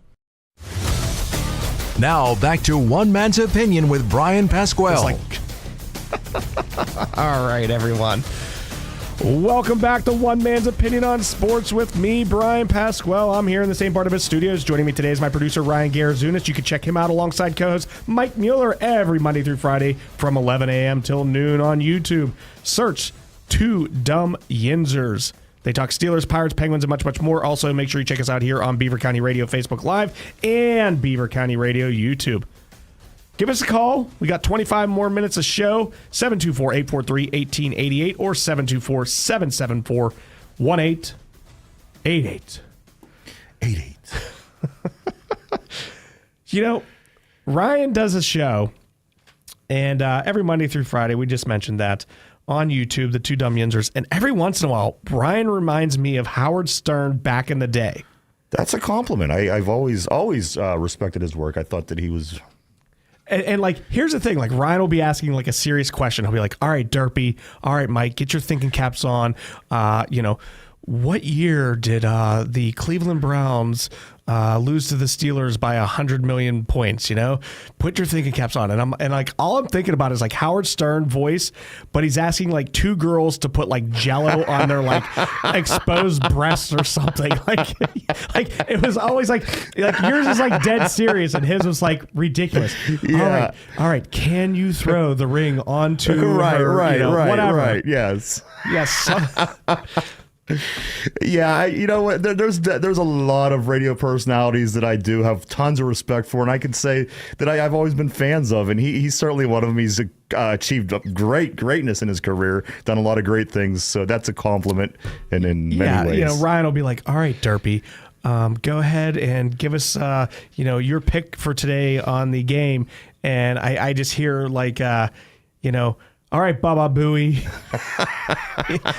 It's just every once in a while. Yeah. It's not like your whole aura. It's just like maybe 2 or 3 or 4 points throughout the show. I think like these Howard Stern where they had like the Snapple girls. Oh, yeah. Do you remember the Snapple girls? Absolutely. From the old Channel 9 show. That was, you know what? And that's the thing I was telling you the other day. He is, and along with other radio personalities, don't get me wrong, since the 80s. I mean, I got to say this person entertained me thoroughly. And again, I've learned from some people, and there might be other people as well, if you paid attention, some other things you'd be able to pick out as well. But again, I appreciate that. It's a compliment. Now, who's the Bernie Sanders? Okay, so Ron Paul ran for president back in 2008, and then he had a really good run in 2012. Yeah. And he finished, I want to say, third for the Republican nomination. They were just going to give it to Mitt Romney because whatever, he was part of the establishment. Until he had the binder full of women. Remember, that was the that was the straw that broke that camel's neck. I remember the Howard Stern show. Howard goes, you know what? I listened to Ron Paul, and everything he says made complete sense. I mean, this guy knows what he's doing. He's a different type of politician. He's not the standard, blah, blah, blah, blah, blah. It's like somebody gave him a memo 2 days later, and he goes, oh, that guy's a quack. I'm like, you literally just said everything he said made sense, but because the mainstream media said no, Bernie Sanders makes sense. And he was like, yeah, Bernie Sanders, everything he says makes sense. I'm like, I can't take you serious, dude. Yeah. No, I think once he got into his 60s, I think he's 70-ish right now. You've certainly seen his style change. And, he used to be more rebellious and things like that, where these past dozen years, you've certainly seen that change in him. Yeah, he's like, he's everything he was against, Yes. I think, coming up, and maybe that's because of his age. Maybe that's when he married Beth. I mean, that could be it. And you know what? I totally understand and respect what you're saying, because a lot of people say that, and I can't say that I don't see it. But again, he has entertained me thoroughly since the 80s, so he's always been one of my guys, man. I will say, if he does put out another movie, I will watch the sequel. Absolutely. So yeah. Absolutely. So there's that. What do we want to talk about here? We literally have 6 minutes before we have to go to our break. We talked about the Pirates. They got some dude that bats .265 and 12 home runs to play first base. Penguins are mediocre at best. Nobody from the WPIL won states. Yeah. Joe Burrow's home. Burglarized. What's going on with that? His wife, she's gross. I don't know if you've seen her on, or girlfriend, on like Instagram or the internet or whatever. Olivia Ponton, Ponton. I don't think and her so. mom made the 911 call. Olivia, she's really gross looking. She's like a Sports Illustrated swimsuit model. She sounds disgusting. Really, just kind of like, you kind of have to like just prepare yourself when you see this hideous. Grab a Snapple and just young check lady. it out. Yes. So she made the 911 call. Here's my thing, like, you make this much money. It's not like, you never want to like post on, let's say, Facebook and say like, oh, I'm going on vacation for the week. The home's wide open, like whatever. Right. How is somebody like, here's my thing. If I'm Joe Burrow and I'm in the huddle and we're down 6 and we need this drive, we've got 1:20 left on the clock, and my ring goes off that somebody's breaking into my house, like there's an intruder, it's not just the UPS guy. Like, I think I get that buzzed into like the pockets into my shirt, right? Like, hey, call the neighbor, like, hey, can you go check things out for me? Like, what's going on there? I don't know, and I think the bigger question is, this is happening. I think he's about the 5th NFL player of high profile that this has happened to. It was just Patrick Mahomes and Travis Kelce 3 weeks ago. I think there was a guy or two in between, and then now with Joe Burrow. Is this? I don't get it. I don't get it. What's going on? And aren't these people's homes? They're rich. Don't they have alarm systems or like somebody there watching the house? I don't get it. Yeah. So that's what I don't get. Ryan was a person of interest, but he does have an alibi. He was doing Thinking Logically last Monday, correct? Oh, is that what it was? You do have the alibi. I do have an alibi. Thinking Logically from 5 to 6 every Monday and Thursday here on Beaver County Radio. I just don't understand what's going on. And again, for one, it's if a house has. Did you see the houses? No. There's like a lot of them. It's not like he just has a house somewhere. Like, it's like they're up on some hill somewhere, and they're like really nice. Do they know who this was? Did they catch a guy, or is it still? No, but how about this one? So I used to play softball pretty competitively. I know it's no ping pong or whatever, but we would travel, and we won nationals one year. We were a solid team. I beat Jason Isringhausen's team in the 35 and over league. Jason Isringhausen, the St. Louis Cardinals closer, used to be the Oakland Athletics. Anyway, so there was a player, our left fielder, really good player, super nice guy. He'd do anything for anybody. His girlfriend, she burned his house down. I don't know why. Said it was like, whatever. They found out that it was her, right? We did this whole, fundraiser for him to raise money so he get some clothes for his kids, because it all went up in flames. And it turned out she used to clean one of the Penguins'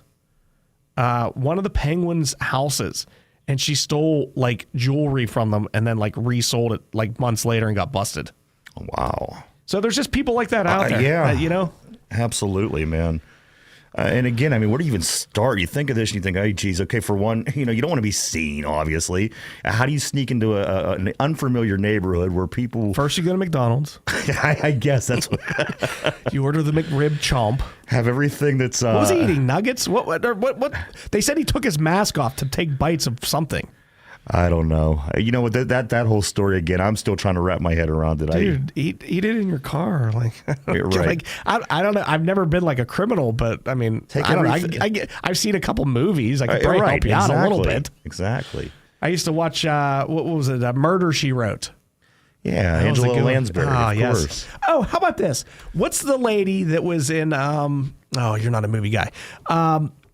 She was in the movie where the guy got in the car accident. He was a writer, and she kept like breaking his leg so he couldn't leave. She ended up being in The Office. Kathy Bates. She is Matlock. She's the new Matlock. I saw that. What the heck? I don't even I'm like, that is not Matlock. That's Kathy Bates. Yes. Yes, she is the new Matlock. Yes. She's an amazing actor. I do want to say that. I've seen her a few things over the years, and I thought to myself, she's very versatile in her acting. Yes. And I got to say, I've seen that she was Matlock. I don't understand. I don't understand. That's Matlock. He was good. He was good. I haven't seen the new Matlock, but I did see that she. I saw the commercials for it. Yes. Is that like his wife or his daughter? Like I don't know. I don't know. I've got to see at least the first episode, the pilot episode, and see what's cooking there. Oh, Matlock. Yes, Matlock is back with Kathy Bates. All right. What do we want to do? Do we want to talk some Steelers when we come back? Absolutely. We might as well just go into, I guess, what we can look forward to over the next 3 games. I mean, they are playing 3 games in 11 days, and one of them is on a holiday. So we'll get into that when we come back and wrap the show up here. You guys have been listening to WBBP 99.3 FM and 1230 AM. There's a reason why the words True Value are in the name. True Value in any purchase or store visit has a lot more to do with your overall satisfaction and experience than just price alone. That's exactly what you'll find at the Rochester True Value Hardware Store inside the East Rochester Shop and Save. Expert advice combined with great selection and favorable pricing. It's the perfect time to get your fall project started today by heading to the Rochester True Value Hardware Store inside the East Rochester Shop and Save. If you need assistance with auto, homeowners, renters, life, and pet insurance, Dan Hoffman State Farm on Dutch Ridge Road is always there to help.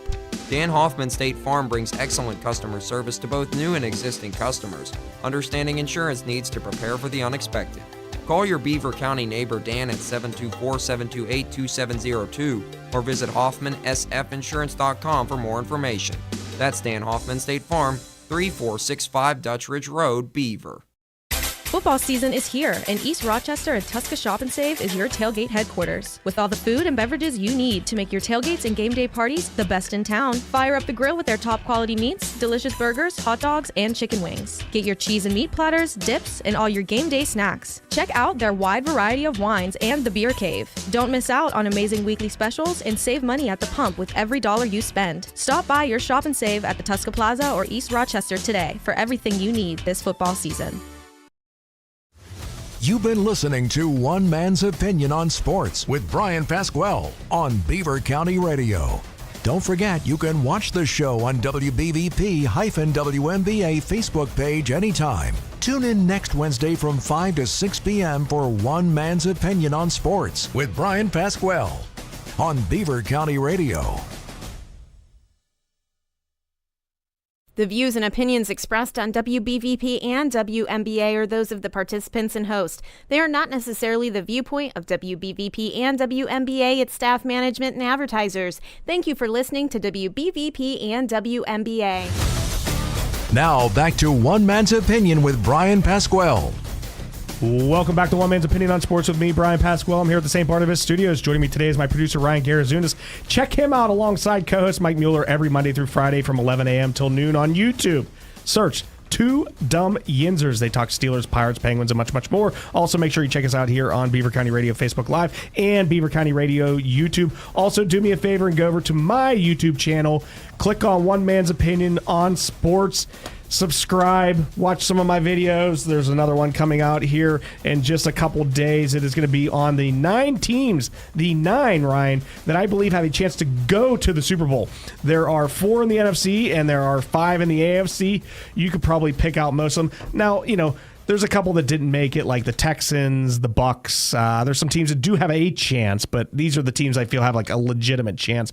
And I even narrowed down even into the 4 or 3 that I think have a superb chance to represent their conference in the Super Bowl. So check it out. One Man's Opinion on Sports over on YouTube, everybody.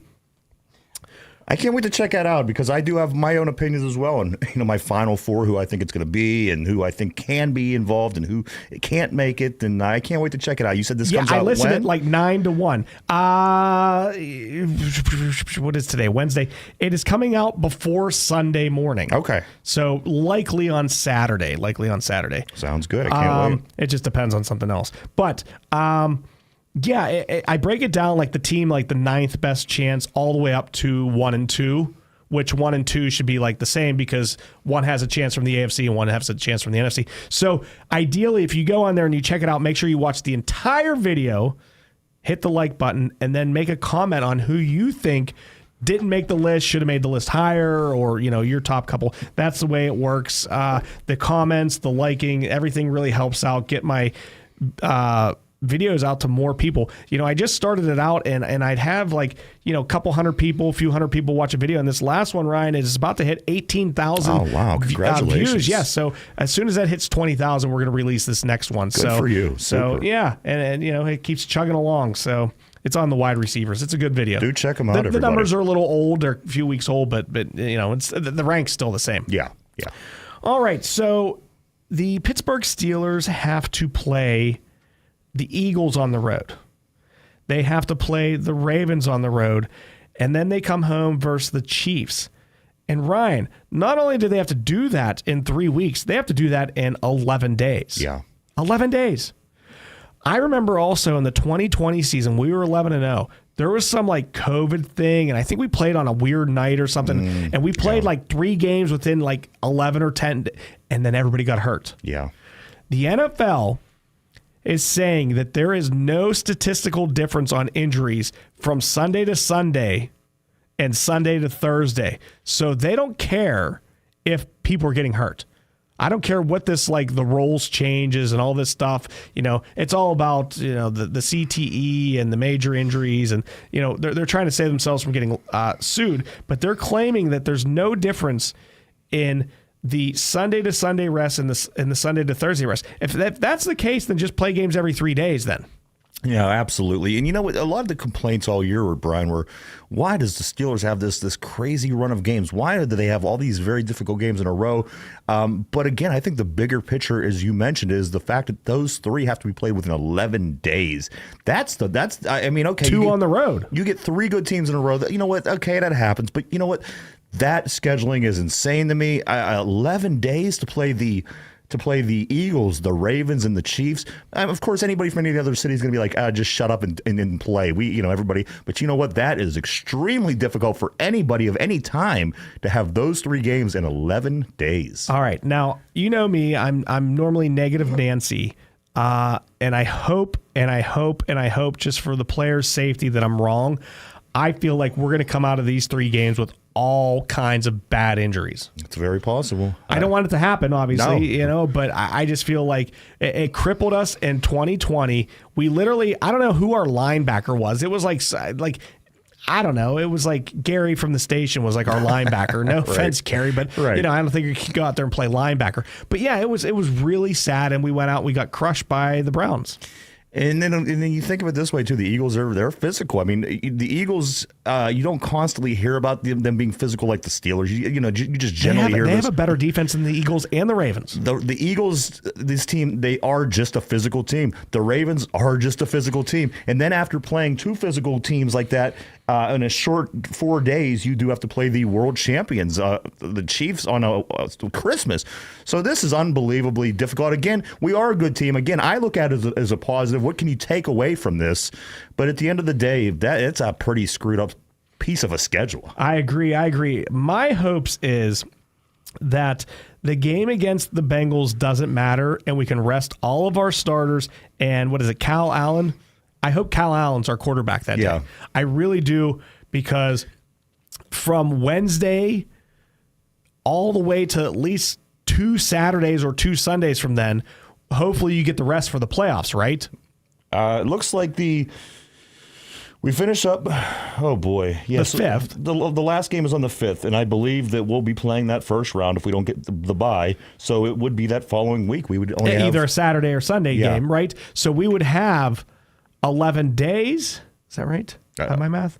No. In between the Chiefs and the playoff game, if let's say the Bengals game doesn't matter, we could rest some people. That's what I'm saying. So you have the 3 tough games in 11, and then you have 11 days till the next one. Yes, that's whatever works out Saturday or Sunday. But that's what I'm thinking. Like I think it'd be our key is we lock up that number 2 seed, or we lock up that. I don't think we're going to lock up the 2 seed without having to play the Bengals, but I think we can lock up the 3 seed at least without the Bengal game mattering, and we could rest Russell Wilson, TJ Watt, Najee Harris, you know what I mean, and some of the offensive linemen, and get healthy over that week and a half. Basically use it as a bye, as the way the number 1 seed is going to be able to. We would just do it 1 week prior. Right. Plus you have those extra days because you played the Chiefs so early that I think you get a nice week and a half. Maybe this works to our advantage. I mean, nobody's actually coming out and saying what you just said. It could play to our advantage too, I guess. Yeah, that's what I'm hoping. But realistically, going 3-0 and be playing for the number 1 seed in a real bye would be even better. Absolutely. I think, again, we're good, and if we want to prove ourselves, this is what we need. People, listen, a lot of times say, you know what, the Steelers, they're good, but do you think they could win? These are your elite teams: Kansas City, the Lions, the Bills. This is the 3 games that we can prove ourselves. If the Steelers are going to become one of those teams, you don't want a 3-game stretch any different than this, because if you could go and beat Philadelphia in Philly, if you could beat Baltimore for the second time, if you could beat the the Super Bowl champions, the Chiefs, guess who now is the talk of the town, the Pittsburgh Steelers. So again, I think this can be a beneficial stretch for our team. But again, at the end of the day, it's also a very screwed up schedule. I do have a question. Taylor Swift was the big talk of the town last season. Have you noticed the same thing? I mean, I see her every once in a while, but I haven't seen the same type of buzz. No, there's certainly the same attention isn't there that was there last year. But again, we're still we got a way to go. We haven't got to the playoffs. Yeah. You'd think all the Swifties have already gone over and like the NFL page or Travis Kelce's, however they got. What did she make them, like $300 million or something? Yeah, she's making money for them. What do you think about this? J.J. Watt calling the Chiefs Steelers game. Him and I can't remember who else, but J.J. Watt will be one of the announcers. Okay, so here was the situation. I was doing my research for the show, and there's 55 TVs, and there's a lot of different sports on, and I was watching the PMS show. Yeah. And there was Pat McAfee. In the middle, he was on the left. He had sleeves on. Oh, my God, he had sleeves on. Yeah, super cool. Then there was J.J. Watt in the middle. And then there was A.J. Hawk on the right. That was the 3 faces I saw. They should make a threequel to the Dumb and Dumber movie. Dumb, Dumber, and Dumb. Like, it was like, it was like meathead after meathead after meathead after meathead after meathead. Like, they didn't say one intelligent thing the entire time. It's just a bunch of big, overgrown dummies. Yeah. So, J.J. Watt calling the game, it's terrible. I think, I don't recall who the other name was, but I'm sure J.J. will certainly be the caller guy. So, I mean, you'll get more information from the other announcer, obviously. When I played, TJ Watt did this great move, and he's the best there is, and it'll just be like stupid. It's like Tom Brady is an announcer, but then he owns the Raiders. Yeah, right. Like, how can you get no? I think Nate Burleson is actually going to be announcing alongside. Nate's not JJ. bad. Nate does a nice job. JJ Watt, I will give him props. He was the stupid soccer coach / gym teacher in Bad Moms, and he had a hilarious scene with what's the really cute girl, the Family Guy girl, Miley Kunis. Kunis, yeah. You know, her voice is just so unique. It's so cute. So she comes in and she's like ripping him a new one, and he's like this big burly guy, but he acts like a total like weasel. He's like, "Oh, I'm just the coach. I try to keep my job." Right. And he does a fantastic job. So I will give him that. Bad Moms, A+ for his acting. Okay. It's one of the actors. The athletes that do a nice job in a movie. You know, Dan Marino was in Ace Ventura. Awful. Yeah. He's like, "Who are you?" And I'm like, "That's really how you read that line?" And that's the take they went with. Yeah.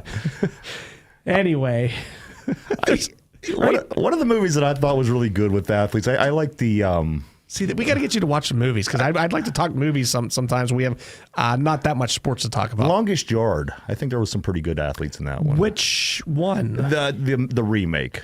The remake, yeah, with Michael Irvin. Michael Irvin in them. I thought that was good. And didn't they have a big wrestler guy in there too? That Great Khali. But he wasn't even good at acting and wrestling. He was just a giant of a man. All right. Well, we have about a minute left, and I want everybody to go over to YouTube right now. Click on Two Dumb Yinzers and hit the subscribe button, and then start checking out some of their stuff, especially if you're Steelers fans. I mean, a lot of your material this time of year is Steelers, yes. because one, they're doing well, and that's what everybody wants to hear. Also, make sure you go over to One Man's Opinion on Sports on YouTube and click on that and subscribe. Go over to Beaver County Radio on YouTube and subscribe. So subscribe to all three of those. I want to thank Ryan. He's the best producer this side of the Mississippi. He does a great job. It's always a pleasure. I wouldn't do the show without you, unless you were sick or something, or whatever. That I would do the show without you.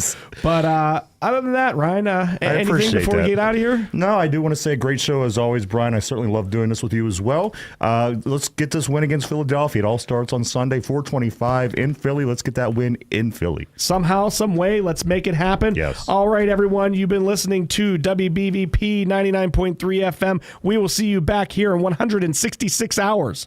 The views and opinions expressed on WBVP and WMBA are those of the participants and host. They are not necessarily the viewpoint of WBVP and WMBA, its staff, management, and advertisers. Thank you for listening to WBVP and WMBA. You're listening to 99.3 FM, presented by